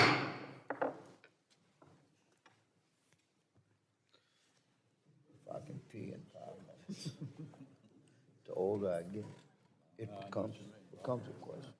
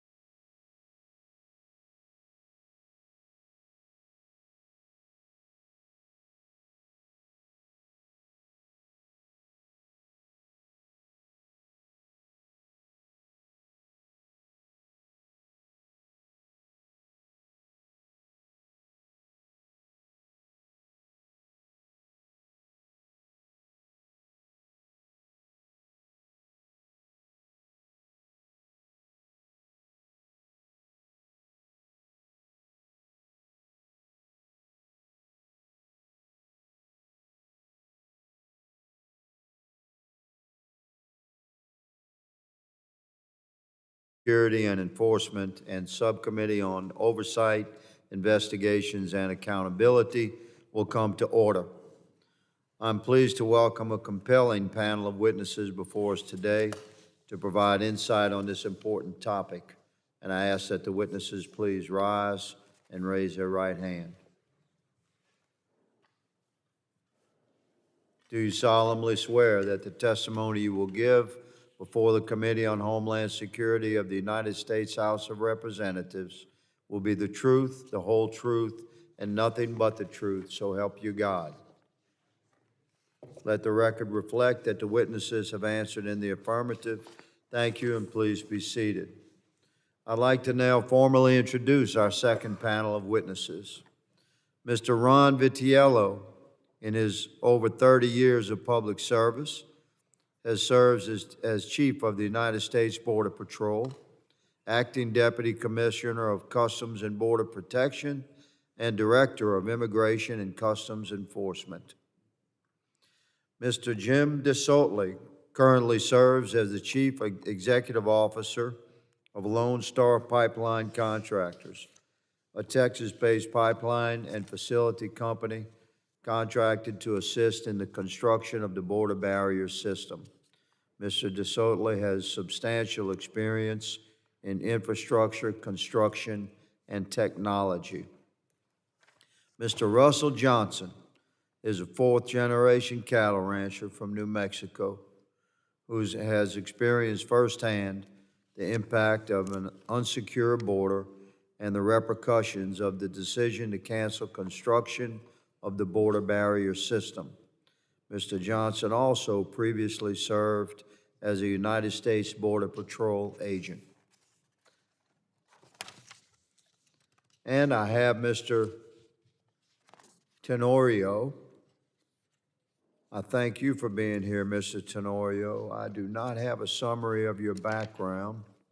You're going to recognize Mr. Correa to introduce him. And I will recognize the ranking member to introduce his witness. Thank you, Mr. Chairman, for the honor. Let me introduce neurosurgeon UC San Diego, Dr. Alexander Tenorio. Dr. Tenorio has been on the front lines treating traumatic brain injuries caused by border wall falls. Mr. Tenorio has published multiple studies documenting the tragic increase in the number of traumatic injuries and mortality caused by the decision to increase the border wall's height to 30 feet. Dr. Tenorio is also focused on the economic burden that the increase in traumatic injuries falls have created for hospitals in the San Diego area. Sir, Dr. Tenorio, thank you for being here today with the subcommittee and look forward to hearing your testimony. Thank you, sir. I thank Ranking Member Correa. I thank all the witnesses for being here today. I now recognize Mr. Vitiello for 5 minutes to summarize his opening statement. Good afternoon, Chairman Higgins, Chairman Bishop, Ranking Members Correa and Ivey. I'm glad to be with you today and look forward to discussing my experience in border and national security and all things related to my 34 years as a public servant. I entered on duty in the Border Patrol in Laredo, Texas. I first took the oath in 1985 and reaffirmed it in action as I worked my way up the chain of command, serving in Texas, Arizona, Vermont, and holding leadership positions as Chief Patrol Agent, the Chief at Headquarters. I served as CBP's Acting Deputy Commissioner for over a year and served as the Acting ICE Director while seeking confirmation, being nominated by President Trump. In 2019, I chose to retire from federal service, and now I'm happily in the private sector. While in Headquarters as a Chief and as the Chief in Rio Grande Valley sector, I was responsible for evaluating and setting requirements for border wall in the front line and served at Headquarters during the implementation of the 2006 Secure Fence Act, which deployed 700 miles of border barrier. As the deputy at CBP, I also oversaw the team that set requirements and estimates for the border wall system in 2017 and 2019. The team at CBP and I delivered several prototypes in 2017, giving the operators and builders more knowledge of the best kinds of wall attributes, including anti-breach and anti-climb features. Wall is not the full solution. Wall must be augmented with sensors and all-weather access roads and a sufficient number of agents to safely patrol and apprehend smugglers and contraband and criminals that will still cross the border illegally. By combining physical barriers with state-of-the-art,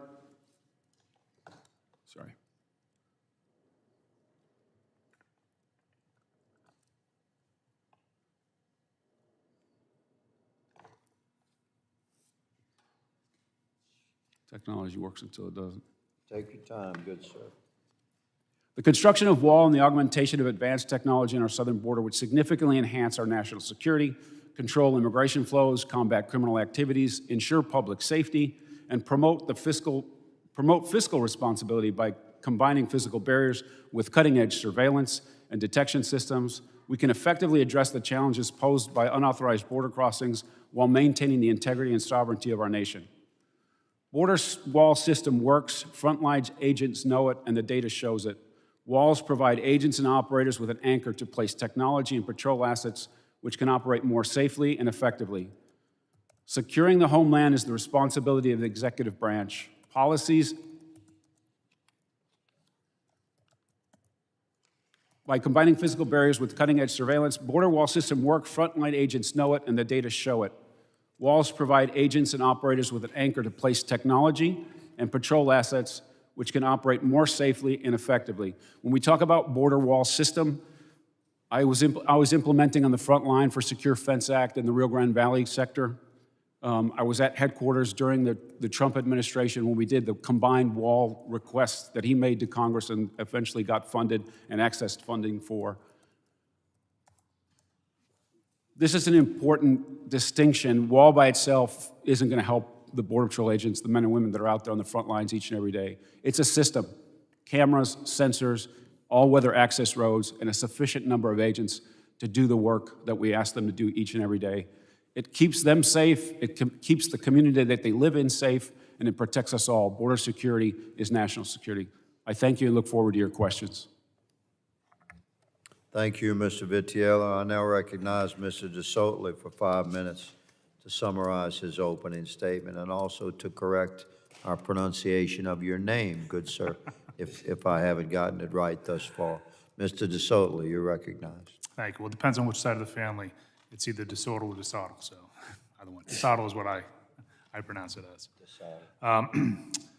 So, Chairman Higgins, Chairman Bishop, Ranking Members Correa, Ranking Members Ivey, and distinguished members of the subcommittee, I want to thank you for allowing me to testify in front of your subcommittee today regarding our experiences as a subcontractor on the southern border wall.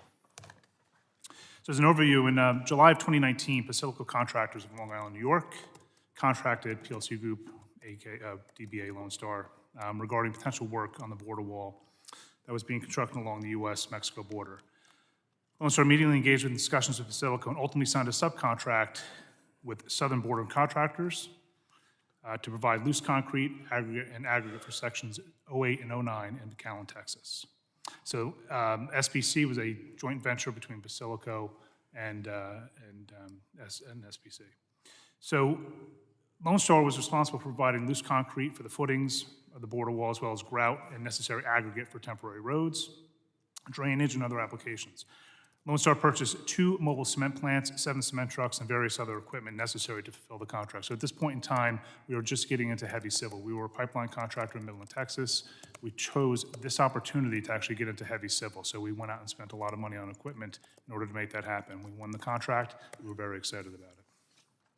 July 2020, Lone Star commences work on the border wall in sections 08 and 09 in McAllen, Texas. In January of 21, President Biden took office and issued a suspension of work order for the border wall construction. Contractors were actually required to stand by per our contract, so we had to keep our equipment and our labor on site. There was no indication of how long this was going to be taking place, so we were left in the dark. There's really no communication around how long we would have to have that equipment and that labor on site. One other note, we were not able to submit any invoices during this period. So we're paying for labor, we're paying for equipment. No invoices were being able to be submitted. The Army Corps of Engineers would not accept invoices. And I want to be clear, the Army Corps of Engineers was not the issue here. The Army Corps of Engineers was simply following their orders, okay? This went far higher than the Army Corps of Engineers, so I have no animus towards the Army Corps. This is something that I think the administration and Congress in general needs to look at when it comes to small contractors like ourselves, put in situations like this that ultimately put us into a position where we're nearly bankrupt. May of 21, we sent a letter to the Army Corps of Engineers requesting guidance. To date, we've received no communication back on that letter. Lone Star retained in May of 21 Williams and Mullen, a law firm actually out of Washington, D.C., Dixon, Hughes, and Goodman, which are accountants. So we went and found the proper lawyers and the proper accountants to actually deal with these federal contracts. We knew as a subcontractor that we're limited what we do with the government.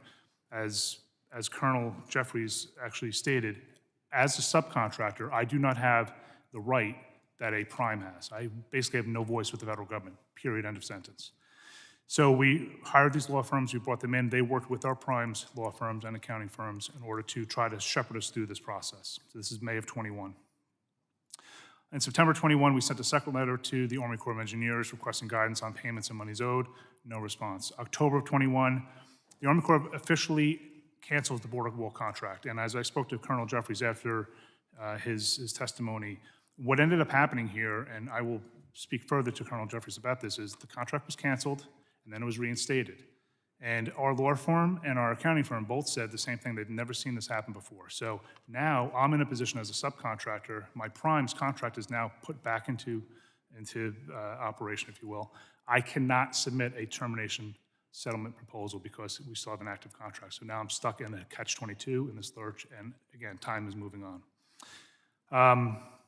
October of 2021, SPC is notified that the contract was reinstated for purposes that I just went through. They actually had to go back to the border to actually, they were contracted to go back and deal with safety issues. So when we stopped construction, there were many holes in the wall, there's ditches, there's all kinds of safety issues there. And to prevent people from injuring themselves, they went back to actually cure these issues. So that's why they were actually, and they're still down there, by the way, they're still working on this to this date. November 21 through July 22, Lone Star works with SBC's attorneys, Southern Border Contractors attorneys and accounting firms, as well as its own attorneys, to put together our TSP. So this is November 21 through July of 22. So, months and months go by. We're paying our attorneys, we're paying our accountants, six figures to make this all happen. July of 22, on the advice of our attorneys, Lone Star finally submitted the TSP. So basically what we did is we went to our prime and we said, we cannot wait any longer. We're going to submit. If the Army Corps throws it back at us, they throw it back. But we're hopeful that they see the urgency here and they actually take it. October of 22, so now we're almost 2 years into this. So January 21 to October of 22, nearly 2 years, we finally get an official meeting with the Army Corps of Engineers. And that started the audit process. So November 22, the audit process officially started. July or June of 23, or actually today, we are still in that audit process, okay? So we are now 2 years, 7 months without payment from July 21st of 2021. So we're in 2 years, 7 months. We're a small construction company. This is $3.6 million. That's a lot of money for a company of our size. It has had a substantial impact on our business. It's hurt us with our vendors. It's hurt us with potential contracts. So I can't, and the sad thing is we were literally trying to get into the heavy civil. This actually killed it. So we were actually moving, we were trying to diversify, we were getting into renewables. This actually, put a period on that sentence. We no longer can do that, so.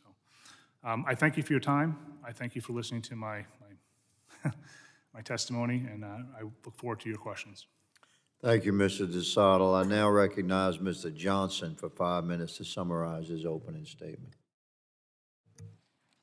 Chairman Higgins, Chairman Bishop, Ranking Member Correa, and Ranking Member Ivy, and distinguished members of the subcommittees. Thank you for the opportunity to testify today on the Biden administration's decision to stop border wall construction and the effect it has had on Americans like me who live and work on or near the southern border. It is an honor to share my story with you all today, but also disappointing that this issue still exists. I'd like to speak briefly about my background and my relationship with the border. I was born and raised in southern New Mexico on a cattle ranch that borders Mexico for approximately 8.5 miles. This ranch has been in my family since 1918. Border issues are nothing new to me or my family. For example, my dad and my uncle had a pickup stolen from them at gunpoint by young men who had been guarding a drug field in Mexico. Cattle thieves have crossed into the United States to steal our cattle, and illegal immigrants have caused property damage, left trash, and broken into the homes of several of my family members. I also served 5 years in the United States Border Patrol as a patrol agent in El Paso, Texas. During my service, I worked along the Rio Grande River as well as spent 2 years with Air and Marine Operations. I resigned from the agency in 2016 in order to return to the family business. This experience has given me a unique perspective on the border, as I have seen it through the eyes of a stakeholder as well as a law enforcement officer. For over 100 years, our entire section of border was no more than a 5-strand barbed wire fence that my family and I maintained at our own expense. This fence was constantly damaged by illegal traffic, and no government agency would accept responsibility for this international boundary. In 2008, Normandy-style vehicle barrier was installed along roughly half of our border. Though an improvement, it did not solve the problem. The remaining border was still barbed wire fence, and this left us vulnerable to illegal foot traffic and vehicle drive-throughs. In April of 2020, wall construction had begun on our neighbor's ranch. Finally, a sense of security and relief from an open border was being provided. Normandy barrier and barbed wire fence was going to be replaced by a 30-foot tall concrete reinforced steel barrier with stadium-style lighting and sensor technology that provide agents real-time data on attempted crossings. This project came hot on the heels of the surge of traffic we had seen in 2019.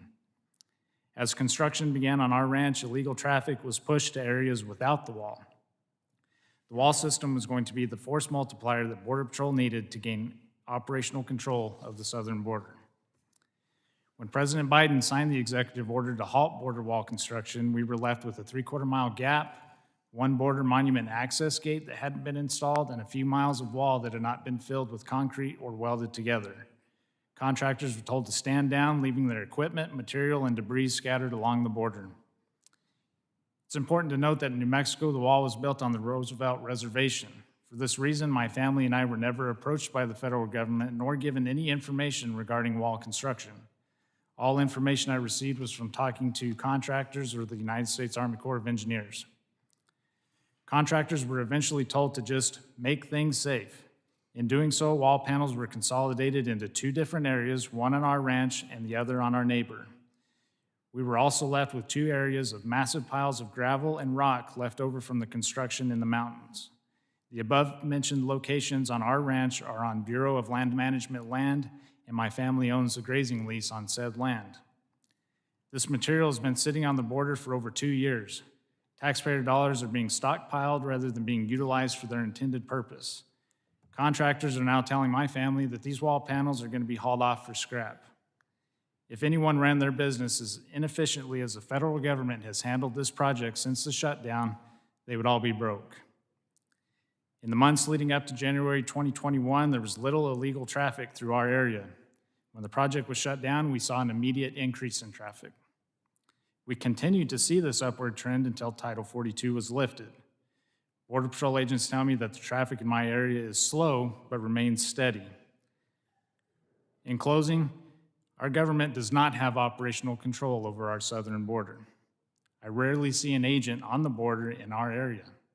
If you do see an agent, they're further north chasing groups of people that have already made it several miles into the United States.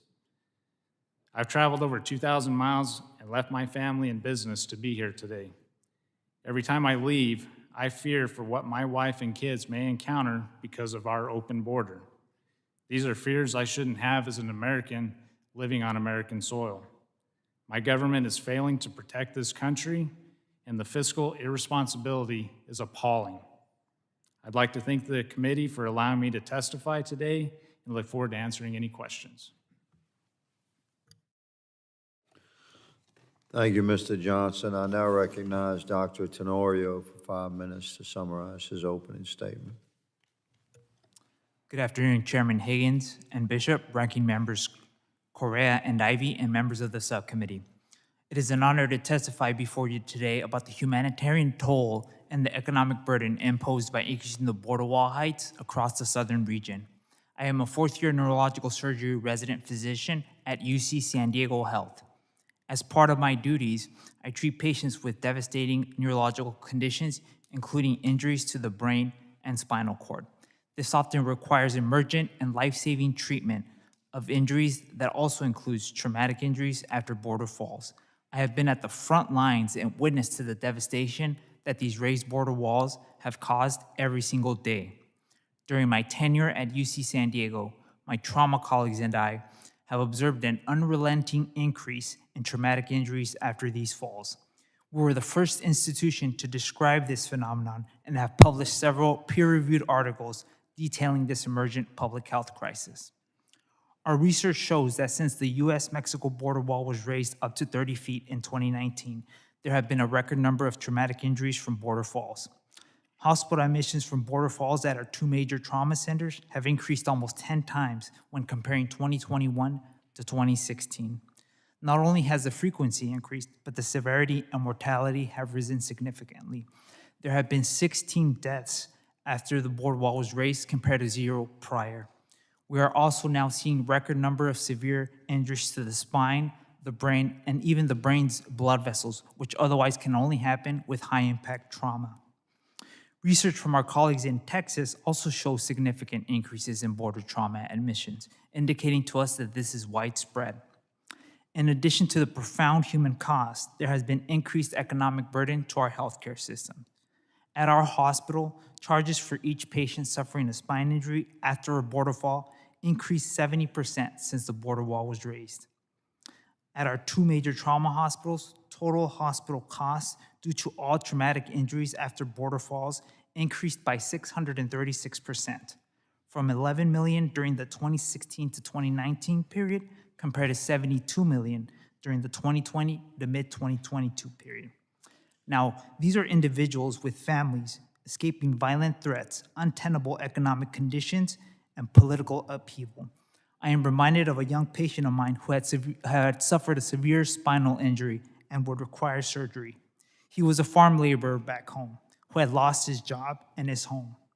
He had a young daughter and a young wife, and he was now unemployed living in the streets. He came to the U.S. to escape extreme poverty and feed his family. Now, as I attended to him at our trauma bay and described the extent of his injury, his response wasn't whether he would be able to walk again, but rather he responded, ¿Cuándo voy a salir del hospital para ver a mi familia? When will I leave the hospital to see my family? Now, I asked the subcommittees to consider the following. Do you believe this individual left his family, risked his life, and climbed that 30-foot barrier due to trivial circumstances? As the son of a father who escaped violent threats in his hometown and now a witness to these stories, I can assure you that these people I care for are searching for the same things we all do: safety, security, and a chance for a better life for their family. Ultimately, these raised border walls have resulted in a record number of traumatic injuries, increased severity and mortality, and increased economic burden to our hospital systems. As a neurosurgeon, I must reveal this untold human suffering and strain on financially strapped hospital systems to our nation. I fear this trend will only get worse until we further study the full extent of the humanitarian and economic cost from our current border infrastructure. Only then can we determine sensible alternative solutions. Thank you to both subcommittees for inviting me to testify today, and I hope you do all within your power to recognize the harms of the raised border wall. Look forward to your questions. Thank you, Dr. Tenorio. Members will be recognized by order of seniority for their 5 minutes of questioning. An additional round of questioning may be called after all members have been recognized. I now recognize myself for 5 minutes of questioning. Mr. Johnson, you stated you had massive piles of rock and gravel and material. I'm not talking about the steel. I'm talking about massive piles. Describe what you mean by that. Thank you for the question, Chairman Higgins. In a portion of the area where the border wall was constructed on our ranch was through a slightly mountainous area, and so the mountains had to be taken down to certain grades to accommodate the wall. And in doing so, all that rock was taken and piled up. But rather than wasting that rock, they were going to crush that rock into using on the all-weather access roads that were to be constructed. Understood. It was byproduct of the construction effort. Give us an idea, when you say massive, size, it was suburban or the size of this committee hearing room? Probably 2 to 3 times the size of this room, sir. Okay. There you go. So America can get idea. It's on a man's private land, just left behind by the government. He's not going to clear that with a shovel and a wheelbarrow. No, sir, Mr. Higgins, if I may, that is on Bureau of Land Management land, but we own the lease of that land. Oh, I understand. It's not private property. But that, certainly, it's not usable, Correct. right? And are you being compensated at all for the materials left behind, including the steel and anything else? No, sir, not compensated. And like I mentioned in my testimony, we've never been reached out to by any government entity regarding this project. It's always been us reaching out to them. Have you invoiced the government? No, sir. I suggest that you do. I'd like to see us discuss that in appropriations. Tell us about the steel, Mr. Johnson. When you say that you described it in your opening statement, but tell us how much steel has been left behind. I haven't gone out and actually counted it just because of the vast quantities of it. But in the pictures that were up here a minute ago was the section that is on our property, and it's probably more than enough panels to fill that 3/4 mile gap. And then the storage yard on our neighbor's ranch has probably 3 to 4 times that in panels. And you're by your observations, the steel, how would you grade the quality of that steel? This grade A top American-made steel, when it was brought in for fabrication, it was brand new, hot off the presses. You were a border agent at one time, sir? Yes, sir. You recall the original wall construction, those sections made from surplus DOD panels from the Vietnam era? Yes, sir. So relative to that, what my colleagues have said, old technology and, I mean, physical barriers as a concept for security shouldn't be quantified as old or new. It's a moving target. Will you describe this steel that's left behind as modern steel and robust steel as compared to the old steel that you witnessed and encountered when you were a border agent, the original wall? There's truly no comparison. Those bollard wall square tubings are 1/2 inch thick with 2 joints of rebar and filled with concrete. There's Are absolutely you familiar with the concrete that we had anticipated filling those bollards with? In what sense, sir? The kind of sense I can't even explain to you right now. So you've traveled a long way, and I want to acknowledge, Mr. Johnson, that you've dedicated a great deal of personal time to get here. We thank you for that. I would like to close by just asking Mr. Vitiello, you had 3 significant leadership roles in the Department of Homeland Security. How do you think things are going down there? We're in the middle of the worst border crisis than we've ever seen. This administration chose to make incredibly bad choices about the policies that exist at our border today versus what they inherited. And just as an example, illegal migration along the southwest border when this president took over was at 45-year lows. Now we're seeing the worst surge ever. And even at half is what it was before Title 42 ended, it overwhelms the system that exists. Yes, sir. My time has expired. I thank the panelists. I recognize the ranking member for questioning. Thank you, Mr. Chairman. I also want to thank the panelists for traveling far to be with us today. It's important that we, as policymakers, are informed of what's going on out there. So thank you for being here today. Start out with Dr. Tenorio, San Isidro area. Last time I was out there, I believe I counted 3 walls. How many walls do you have out there? There's, from my understanding, currently there's an 18-foot barrier and then there's a 30-foot barrier that was also constructed afterwards. And those have been there for a while, and yet you still have these issues of people trying to crossing, and major injuries resulting. Correct. So the border walls were, the construction was ended in the year 2019, at the end of 2019. So all of our studies and research shows that after that, meaning starting in 2020, we started seeing these record number of traumatic injuries. As a neurosurgeon, I treat some of the most devastating injuries to the brain and the spinal cord and even the brain's blood vessels. And a lot of these injuries, of course, we started seeing them after it was raised. Mr. Chairman, I'd like to submit for the record, 20 minutes ago, CBP just released their June 2023 monthly update. I'd like to submit that for the record. And the numbers show lowest southwest border encounters since 2021, February 2021.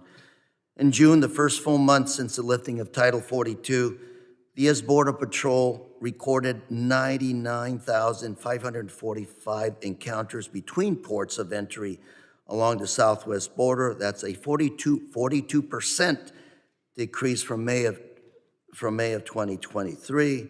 Total southwest border encounters in June, including individuals who presented at ports of entry, were 144,000, about a 30% decrease from May of 2023. These are the lowest monthly southwest border encounters since 2021. I'd like to present this for the record. And Mr. Johnson, if I can turn to you, sir. First of all, I want to say that you and your family should not be living in fear. You should not have those metal items left on your property, whether it's your private property or lease, just unacceptable. How long did you say, Mr. Johnson, that you've been living there, your family? I was born and raised there, but I've been back since 2016 when I left the Border Patrol. So generationally, you've been there you were born there, so you've been there, how many, your family, how many years? We've been there for 105 years this year. I'm the fourth generation. And when you and CBP in El Paso, were you green or blue uniform? Green. Green uniform, okay. And I'm in my mind, trying to figure out what's going on in that area. Was it this unsafe 100 years ago? That's kind of a catch-2020 on that question. The dynamic... Would you feel less safe today than your family did 50 years ago? The demographic of the people crossing today versus 20, 50 years ago is completely different. 20, 50 years ago, the people crossing were legitimately trying to look for a better way of life. That's legitimate, undocumented, looking for a job. And right. Today you have those refugees, you have others that maybe are not. We don't have any refugees coming through in our area. These people are all wearing camouflage, concealing their footprints with booties. They do not want to be apprehended. They do not want to be part of the system. They're trying to slip through the cracks. I would probably say there's probably some there also that have been pushed in your area given other activities along the southern border. So I think you're kind of bearing the brunt of a lot of things converging on your area of the country, I believe. Would you say that's possibly true? To the best of my knowledge, sir, we're the first gap in the wall coming west out of El Paso, Texas, which is about 90 miles from us. And so I would say, yes, we're catching a lot of the extra activity that's being diverted around the wall. Thank you. I don't have a lot of time left here, 25 seconds, but I just want to say that I want to thank you for being here. And again, I just think our policies need to be designed to make sure that as we try to address these management issues at the border, people like you are not put in harm's way, so to speak. And my earlier testimony was directed really at trying to make the point that we got to work with a whole lot of other factors, a lot of other solutions, a lot of other governments too, in trying to make sure we're addressing these issues. I think that you're here, you made the trip to testify, and I bet you there's folks out there that are also in your situation that couldn't afford to be here today to tell us what's going on. A lot of those people are north of the border and south of the border, and public safety, I think, is an issue that is relevant to all of us, north and south of the border and other regions of the world. So got to work together to make sure Johnson families, your challenges are addressed. Thank you, Mr. Chairman, and I yield. Gentleman yields. I recognize Chairman Bishop for questioning for 5 minutes. Mr. Johnson, since the Biden administration ordered a stop to the border wall construction that was in process, as you've described, what has the Biden administration done to protect you from the consequences that you've described? In our area, the only thing that has changed is there's been one of the fixed integrated camera towers put in, and then they're also discussing putting in a rescue beacon on our ranch that will help migrants so that they get lost and give up. They can push a button on this rescue beacon, but I'm not quite sure what that has to do with border security. How has that helped you? It has not. I was interested. Would you elaborate a little bit more? You said that people would come across here in camo? Yes, sir, and it literally looks like a military invasion in the sense that they're all wearing the same camouflage, the same boots, the same backpacks, the same booties to conceal their foot tracks. They do not want to be caught. Is this something that's happened only once or twice, or is it a pattern? It's a pattern that started probably in the last, probably about 8 years. Whose responsibility is it to protect you from that? Last I thought, it was the United States government. Why should you be subjected to that kind of invasion across your private property simply because you live and own property at the border of the United States? I thought I should feel just as safe and secure 300 miles inland than where I'm at 3 miles off of the border where my house is located. Folks have opined on this panel, these guys up here are all experts, you know, that border walls, barriers don't work. Mr. Vitello, do they work? You seem to have had a fair amount of experience with that. They absolutely work. Anybody that's been in the Border Patrol for more than 5 minutes knows that it's much easier to control an area when you have a barrier technology and the sufficient number of agents plus access to the border to make it more secure. It provides an anchor for those agents to patrol and control area much more efficiently, much more effectively, and safer. So how do these folks come up with this, or where's the expertise these folks are drawing on when they keep telling us border walls don't work? I'm here to tell you that they do work. Spent a lot of time setting requirements, watching how it works, talking to agents, did a lot of planning around how we were going to protect that border, and they absolutely work. So you've witnessed that they work to help interdict people who are crossing illegally. How about effects on communities adjacent to the border wall? So it's a good question. So it's an anchor for all of the things you must do to control the border. I said earlier about overlapping deterrence. That's a good phrase for it. There is a particular community near San Ysidro, Chula Vista. Back in the 90s, before the national strategy and what Border Patrol was trying to elaborate across the southwest border, that was a lawless area. They had a chain link fence. Has been described by reporters, it was so badly overrun that it looked like a hammock. And just north of that area of the border was a no man's land. It was a big open area where nobody wanted to be. When the sun went down, bad things happened inside of that small canyon. After 1994, the initial fence that was talked about, the Vietnam landing mat, done by Border Patrol, very DIY project, but immediately after that barrier was installed, people started investing in that area just north of the border. Right now, if you go to that area, it has some of the best strip malls, outlet malls, restaurants, and homes that are worth multi-million dollars just north of the U.S.-Mexico border. 25 years ago, people would not go anywhere near that place when the lights were off, when the sun went down. And now it's one of the best neighborhoods in the region. Mr. Johnson's family might be envious of that. Mr. DeSoto, what are the consequences for your business, for your family, of the federal government's unbelievably reckless means of curtailing this construction, ending this construction? Thank you. The impacts have been primarily financial, stress-related as well.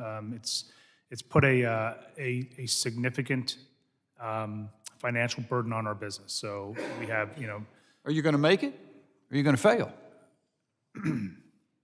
I never like to quit. I like to think that we will make it. It's not easy though, but the reality is right now, it's fairly complicated. Our financial situation is fairly complicated. It actually involves the federal government and involves a Main Street loan, which is very difficult to deal with. The Main Street loan is not something I can go and renegotiate like I could if I had a bank. So my debt is with the federal government, which does not allow me to renegotiate. So it's not going to be easy to make it, to be quite honest. Yeah, that's the honest truth. God bless you, sir. Mr. Johnson, your family as well. My sympathies are with you. My time has expired. The gentleman yields. Ranking Member Ivy is recognized for 5 minutes. Thank you, Mr. Chairman. I did want to follow up on Mr. Correa's point with respect to the new information that just came from CPB. That in the new numbers for June 2023, 144,607, looks like that's roughly, I guess in May 2019, the number was 144,116. So I guess it's comparable to where it was during that time in the Trump administration. I also want to mention, just ironically, this morning I mentioned my appreciation for the chair's comments and mentioned that, yes, working together is a good thing. Let's see if we can do that. And then I stopped by my office a few minutes ago and I got an article from, looks like the Daily Caller, Jennifer Taylor, and it says, exclusive, House GOP is about to drop a massive report alleging that Biden's DHS chief broke the law. I guess this is a build on to the 55-pager that we got the morning it was released a few weeks ago. The chairman, Chairman Green, the full committee chairman, goes through and discusses what's in it and you know, the dereliction of duty claims and the like. I guess this is more efforts at the trying to push this towards the effort to impeach the secretary. I don't know who's filed which articles of impeachment for who over there, but you know, this is kind of the same thing I was talking about a few minutes ago. So, you know, Mr. Chairman, I appreciate the way you've run this hearing, I really do. But there's a context to this, and that's kind of a disappointing piece. Mr. Vitello,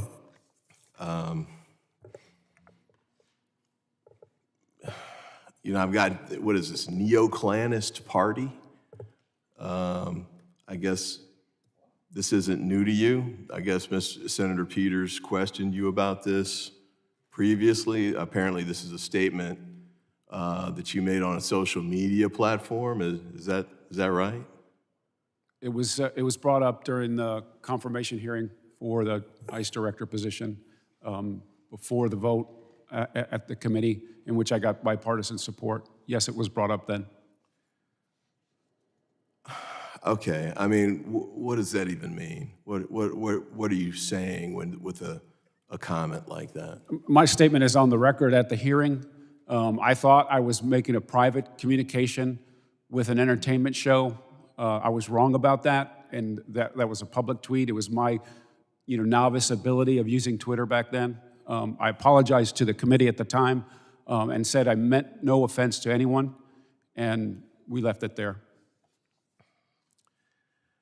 Well, look, I mean, I appreciate the fact that you thought it was a private comment, although I can't say I find that particularly reassuring, the fact that you would... It was based on the context that was in the program. What program was that? It is the Mark Levin Show. Okay, I'm not really familiar with that, so I guess I'll leave it alone, but I'll move on. I want to say this to Mr. DeSoto. I apologize if I mispronounced your name. I was studiously saying Lone Star earlier in the hearing, so I wouldn't mess it up. But as I said earlier, I don't know if you were in the room or not, but I really think it's important, and I guess this would apply to you too, Mr. Johnson, that the government takes steps to make sure that you're made whole as much as possible. I find your scenario particularly troubling. because you're a business trying to act in good faith, contract with the government through a prime contractor, but that really shouldn't expose you to the type of scenarios that you've described here today. So I do hope that steps will be taken to address that, and we should be getting a response from the Army Corps that was promised to us. Mr. Johnson, I'm not as clear on what to do for you. I don't know if that's an Army Corps deal or not, but I do hope that we can try and take steps to address what's happened with you. But look, this is real people, real businesses getting caught in the crossfire of political disagreement in Washington, D.C. It's unfortunate that you're in the middle of that. I don't agree with the desire to spend whatever that number was. I think it was $22 billion to build 900 more miles of wall, because I think there are more effective and efficient ways to protect the border. My colleagues over here disagree. Let's shake it out. But I don't like having civilians get caught in the crossfire. So whatever we can do to try and correct this, I will work with whoever wants to do it to try and make it happen. So with that, I yield back. Gentleman yields. Gentlewoman from Georgia, Ms. Green, is recognized for question. Thank you, Mr. Chairman. Mr. Vitiello, I would like to thank you for your service as our former U.S. Border Patrol chief. I really appreciate the job you did there. And I would also like to apologize to you on behalf of the committee for the accusation that just came against you. You were confirmed in a bipartisan Senate, so just wanted to extend that to you. Thank you very much. I had a good run in government. I got cleared through the committee and was very close to a full confirmation, so thank you. Yes. And also I would like to point out, it was said on this committee earlier that the border wall was an anti-American movement. That was said by a Democrat member earlier, and I think that is an egregious thing to say. The border wall was, being built to protect our country, protect our border, help our Border Patrol agents. I think the most anti-American moment in this country was when a giant fence was erected around the Capitol and left there for months, and our U.S. military was brought in and forced to sleep on the floor in parking garages for months at a time. I think that's an anti-American moment. But I'll move on. The CBP-1 app. Would the gentlelady yield? No, she will not. I will not. All right. The CBP-1 app is now allowing the orderly invasion of 1,500 illegal aliens per day into our country. And this is a serious problem. Mr. Johnson, as you live, you said, is it 3 miles from the border? Yes, ma'am. Has the CBP-1 app, with its orderly invasion, sending people to ports where they can make an appointment in their convenient time and choose a port of entry where they show up, and then they're allowed to come into the United States at the expense of the United States taxpayer, has this slowed down or stopped people from crossing the border and coming onto your land? I can't speak to how the apps really helped, because up until just a few months ago, I wasn't even aware of this app, but we still have traffic coming through. It has slowed since Title 42 was lifted, but it has never stopped completely. So it's never stopped. So people are still crossing the border illegally onto your land. This headline, I read it on our earlier panel. DHS announces steps to protect border communities from wall construction. This was an actual headline from 2021, April 30th, 2021. Did the wall construction or the border wall, did you feel threatened? Was your safety threatened by the wall? It was quite the opposite. We were so glad to see it. It was, like I say, an answer to our prayers, because that was going to be some safety and security we had never seen before. That's what I thought. It seems like it was a very good thing. It was actually helping. We had a Democrat amendment on this committee to disarm Americans 200 miles into the United States, taking away their guns. That would be you. It would take away your guns if that were made law. Do you think taking away your guns would help keep you and your family safe from the people that are constantly invading, coming across the border onto your land? Would taking away your guns help keep you safe? Absolutely not. In our area, we are so rural, the only law enforcement we have is Border Patrol. Sheriff's Department's stretched thin, response times are well over an hour. You have to rely on yourself for your own safety. So the Second Amendment, your right to bear arms, is your first line of self-defense. It's not just a luxury, it's a necessity. Thank you, Mr. Johnson. In my district, Georgia's 14th district, which is in northwest Georgia, this is far away from Texas, far away from the border. The fentanyl-involved deaths have increased in Georgia alone, have increased by over 230%. But in my district, fentanyl-involved deaths have increased by over 350%. And this looks to be, as it has to be, a direct result of the Biden administration's policies. And you can't help but to wonder, what would it be like in my district? What would it be like in Georgia? What would it be like in the rest of the country if 300 Americans weren't dying every single day from fentanyl? So, Mr. Vitiello, I'm sorry if I keep saying it wrong. I apologize. Would it be fair to describe the border wall, had it been completed, or at least what we have, as a force multiplier for Border Patrol in areas where it was installed? 100%. Where you have that barrier, you have an anchor for all of the technology and all of the operations that need to occur in that place in the world. And so when you control that area, that gives agents more opportunity to find and rescue people that are in distress, to find and rescue people who are being trafficked, to stop fentanyl from coming into the United States.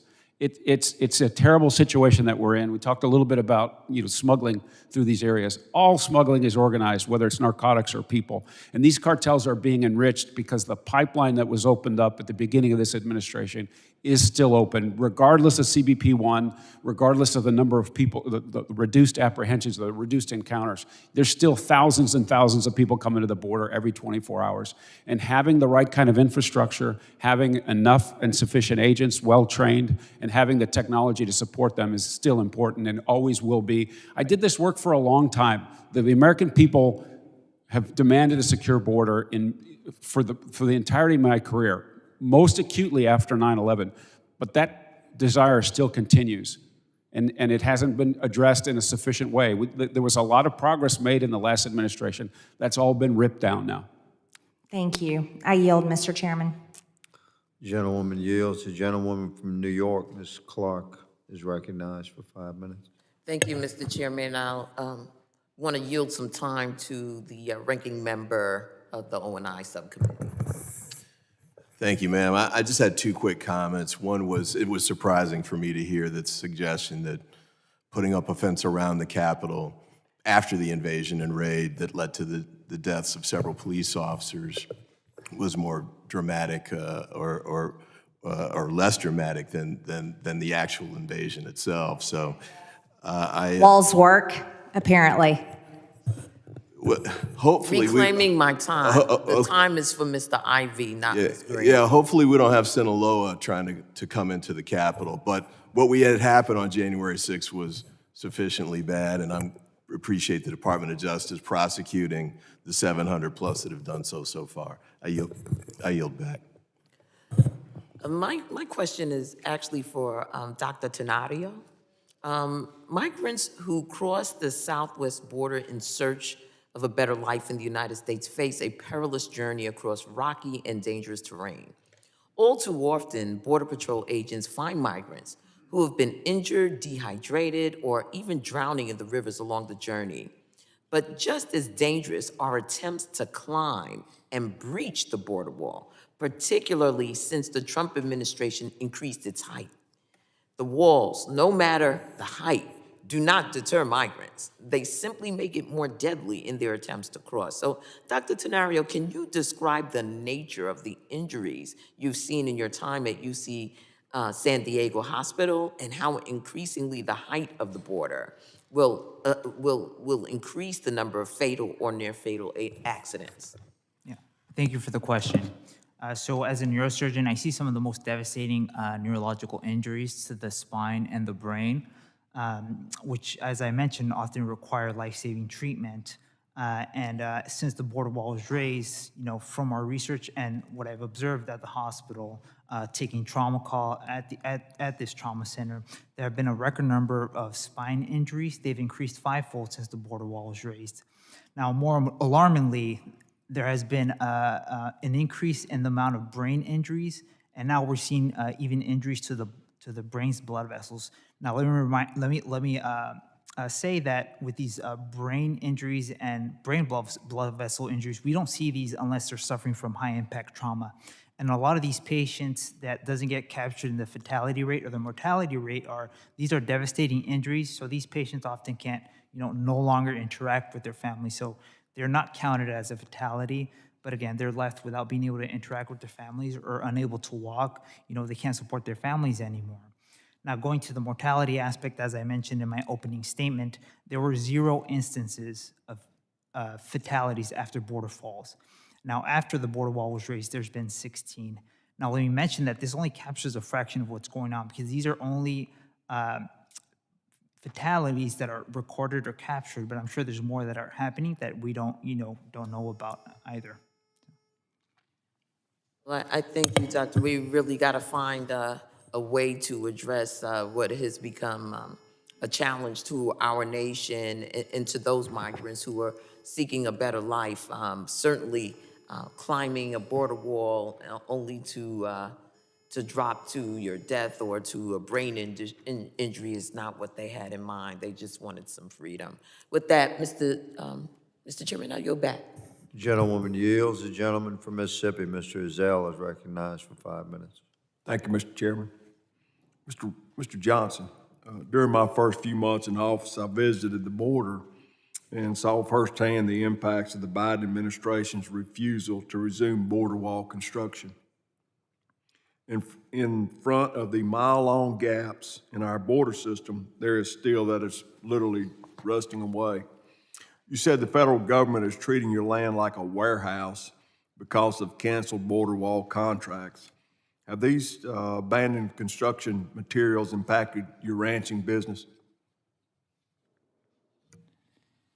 The areas where these materials are located are impacting us minimally in the sense of like cattle grazing, but it's more aesthetically displeasing, but it's more troublesome that it's sitting there on the ground instead of up in the air, serving its purpose as a wall. Mm-hmm. Thank you. What's the government telling you about the steel bollards they left on your ranch? What are they telling you about it? There's been 0 contact about any plans for removal.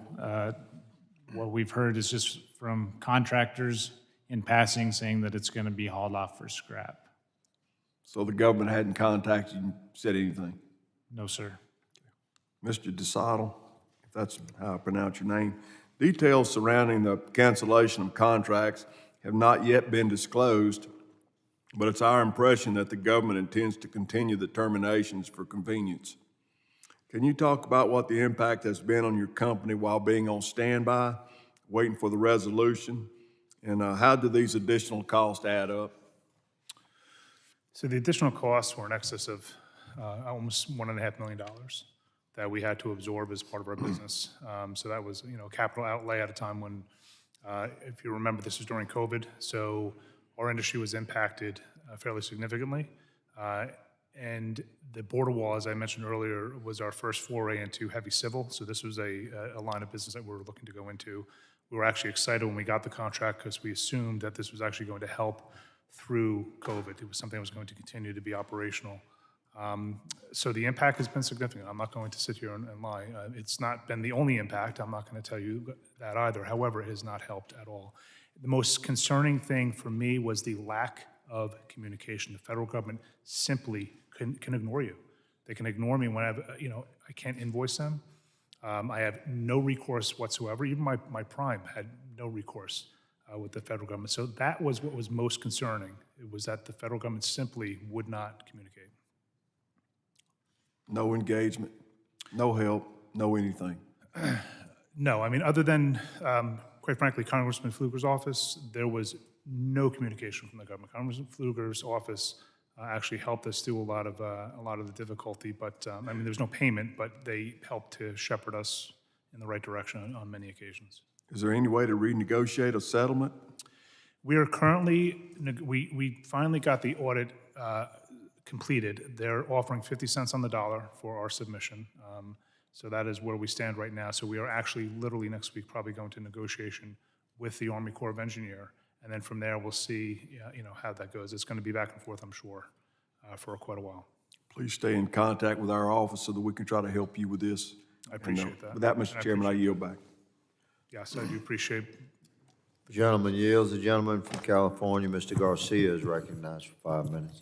Thank you, Mr. Chairman, and thank you to our witnesses that are here.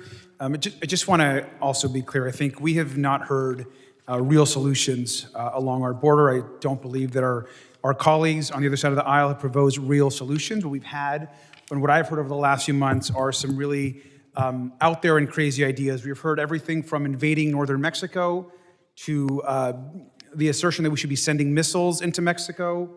A member suggested we should maybe build an alligator moat to protect the border along the Mexican border.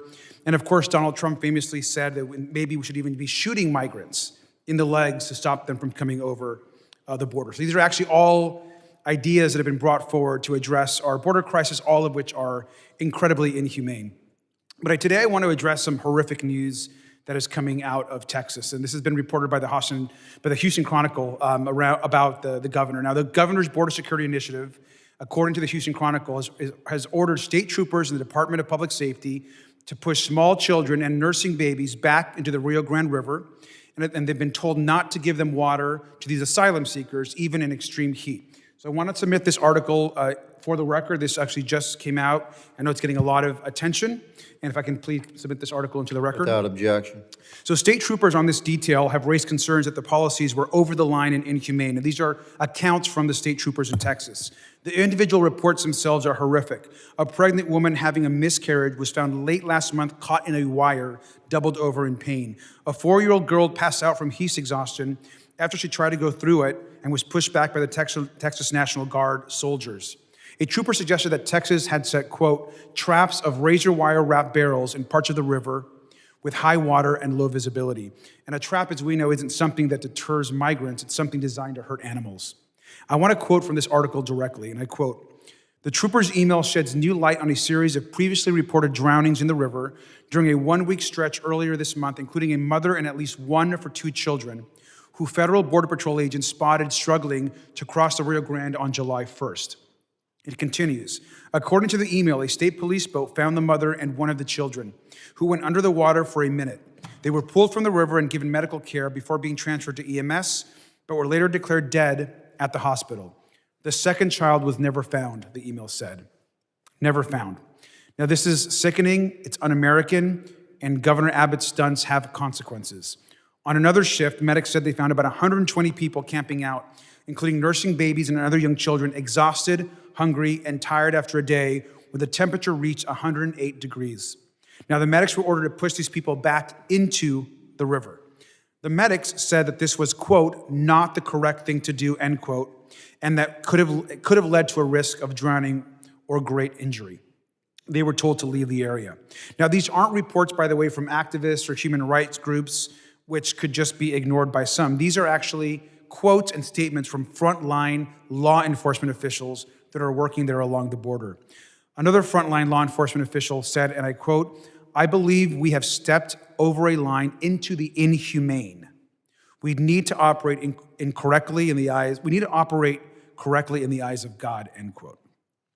Now, the United States, as far as I'm concerned, should not be leaving babies to die in the desert or forcing pregnant women back into rivers. We don't order our law enforcement officials to leave people to drown or die. We all want a secure and orderly border, but Governor Abbott's brutal orders aren't accomplishing that, and that needs to be brought up today in this hearing. This conduct is disgusting, and this issue surrounding this incident should be brought forward into this committee to answer questions. That governor needs to be held accountable. I yield back. The gentleman yields. The gentleman from Oklahoma, Mr. Brashear, is recognized for 5 minutes. Thank you, Mr. Chairman. So under the Trump administration, build a wall. Common theme, build a wall. Illegal immigration was at a 45-year low. Biden takes office, President Biden says, not another foot. We now have historic numbers of illegal immigration occurring at our southern border. It's not a coincidence. The thoughts on physical barriers go hand in hand with what we see as the consequence, the fruit of the decisions. Are you going to be serious about the rule of law, or are you not? We talk about deaths. I think all of us, in our humanity, our heart goes out to people that undergo hardship. But where's the hardship coming from? What is causing people to drown as they cross the Rio Grande? It's because of a message that says our border is open, increases the number, increases those people that are drowning. We talk about things that are happening. 18 to 45-year-olds, leading cause of death is fentanyl. That's happening now under the not another foot thought. What about human trafficking? What about the 85,000 children that we can't account for in the last 2 years? Sound of Freedom's a movie that's getting a lot of attention. We know that people, those single adults, are using children and they're sending them back across to bring across another single adult. We don't have any idea how many of these children are being utilized for a sex trade. I mean, that's the real tragedy of this, is that we are, by our dereliction of enforcing the rule of law, we're compounding the problems. So, Mr. Tenorio, as the Democrat invited witness to come before us, who has continued, just make sure I'm understanding this, your contention is because people have fallen off the wall, and you've, as a doctor, have seen more accidents and incidents, you're contending that is justification for bringing down the wall. Am I understanding that correctly? Let me clarify that for you, Representative. So I'm here as a neurosurgeon speaking on my experience as a neurosurgeon at a level 1 trauma center near the border. But just to reclaim my time, but your contention is because of the incidents of the accidents, the walls should come down. They're causing more injury. That's your contention, correct? Yes or no? That is not my contention, no. So you believe we should continue the wall construction? I came here, I'm not a border policy expert, and that's outside of my expertise. But I've heard you imply that because of people falling off the wall, we should tear down the wall. I mean, I've heard that implication. Am I wrong in understanding you? I did not make that statement. Is that your thought? As I mentioned, I'm not a border policy expert. I think I came here as a neurosurgeon. I understand. To speak on what I've seen at the hospital. I've heard the implication. I think it's pretty clear to those of us that you don't support walls because people are falling off walls and they're getting hurt. Here's where I want to go with this. For all of us, just to make a sound judgment call, okay? Mr. Johnson, I read, from 1918, your family's had a ranch. 4th generation rancher. Same situation, except I live in Oklahoma. 1918, my great-grandfather moved in and started a family ranch. I don't have to deal with what you have to deal with. I don't have to go climbing in the deer woods and worry about if I'm out there deer hunting, if I could be the one that could be the prey because somebody that's running a cartel ring could shoot me deer hunting on my own place. That's the kind of what I understood from what you described. You deal with that. That's a sad reality. I want to go back to this thought, though. I mean, if somebody cuts the fence and is stealing your cattle, I mean, given what you described, they're not having to cut the fence to steal your cattle, and they slice their hand, should you be responsible for their medical bills? No, sir. Okay, so train of thought. Airport parking has barriers around it. If somebody climbs over that wall and breaks the law, You'll be liable. is it my responsibility to be liable because that business owner was trying to protect my property? I mean, if somebody's trying to break into my home, should I tear the door down to make it easier for them the next time so that they can come inside my door, because we're talking about lawlessness. Our heart goes out to people that are harmed, but we're talking about people who are breaking the law. Someone said a while ago, they're just trying to get freedom. Then do it legally. Go through a port of entry. There are many people who do that. With that, I yield. Gentleman yields. Gentleman from Arizona, Mr. Crane is recognized for 5 minutes. Thank you, Mr. Chairman. Thank you to all the witnesses on our panel for coming today and testifying. I want to start with Mr. Vitiello real quick. Sir, you and I were talking about similar things. You called it a security system. I was talking about overlapping deterrence. Either way, it's really the same thing, right? It's just multiple overlapping deterrents that work in conjunction to create the most security possible for whatever institution we're talking about, whether it's a country, a prison, a school, right? I agree with you. And how long were you in the Border Patrol, sir? Was it 33 years? I wore the uniform for 33 years, and I was in ICE for almost the last year I was in government. And you were a chief, is that correct, Mr. I was a chief in 2 locations on our northern border, and then the Rio Grande Valley in Texas, and then I was chief at headquarters for a time. Sir, knowing what you know about border security, what does it make you think when you sit in this chamber and you hear individuals attacking one part of that security system or one of those deterrents, like the wall? It's a little bit frustrating. We should be agnostic about whether walls work or not. It's not a partisan issue. Walls work. Everybody that's been in the Border Patrol for more than 5 minutes recognizes it's easier to control a territory on the border when you have infrastructure that goes along with it. And not just wall. We talked about the comprehensive nature of it. And I was thinking through this just a couple of minutes ago. We often talk in this chamber and others in this building about comprehensive immigration reform. Let's talk about comprehensive border security, which talks about our foreign relations overseas, which talks about what Mexico and Canada can do for us to help secure our border. Let's talk about what the state and locals can do and what communities can be active and talk about. And then you have to have physical infrastructure if you want to be successful, especially in the urban areas. Thank you, sir. I want to transfer real quick to Doc Tenorio. Doc, thank you for coming. I also want to say thank you for your service. It must, I was listening to your testimony, it must be really hard to watch, somebody, a young kid or even a mom or a dad come in to your emergency room or your hospital and see a leg broken or a stress fracture, a spinal injury, or a TBI. Is it pretty tough to watch that, sir? Yes, it is, and thank you for the comment. Yeah. Yes, sir. Doc, I wanted to ask you, because I noticed you're getting teared up. I can tell that, witnessing these injuries really affect you. But I did want to know, Doc, have you ever seen an American who's overdosed on fentanyl? Have you ever had to treat one of those?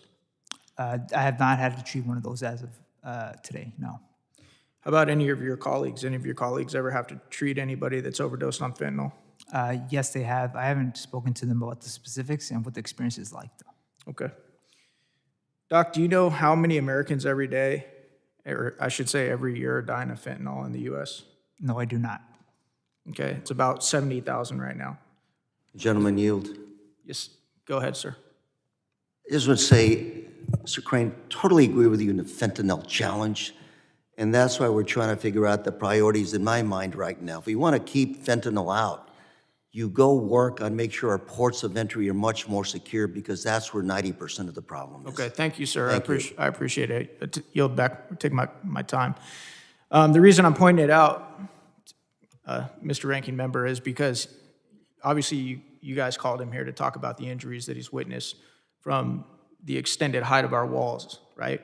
But I want to point out, again, this is the Homeland Security Committee. Our primary job in this committee is to make sure that our Homeland Security units have the necessary resources, funding, and equipment to make sure that Americans are safe.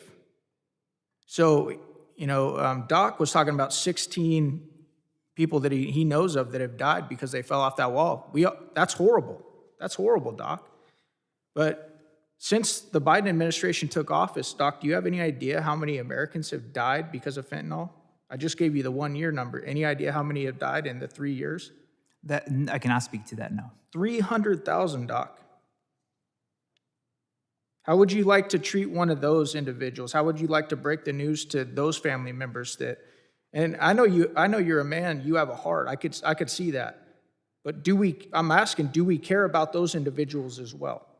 Absolutely. As a physician, I took an oath to take care of every patient that comes through our hospital, and I treat every patient the same. And I appreciate that, Doc. I think that's great. The last thing I want to say is, Mr. Johnson, how does it make you feel when you hear politicians that you know have camera systems, locked doors, walls, security system, and often armed personnel sit here and talk about how walls don't work? Do you think that they might change their tune a little bit, Mr. Johnson, if they lived at your ranch? I think that's a big issue, is nobody truly knows what's going on the border. The ports of entry, there's more assets allocated there than there are in between the ports of entry. I know that from a professional career as a Border Patrol agent versus my point of view as a stakeholder now. And I would like to take this time the opportunity to invite any member of this committee to come down to my ranch, and I will show you firsthand what we are dealing with. Thank you, Mr. Johnson. I yield back. The gentleman yields. I thank the witnesses for their testimony today and the members for their questions. The members of the subcommittees may have additional questions for the witnesses, and we would ask that the witnesses respond to these in writing. Pursuant to Committee Rule 7D, the hearing record will be held open for 10 days. Without objection, the subcommittees stand adjourned.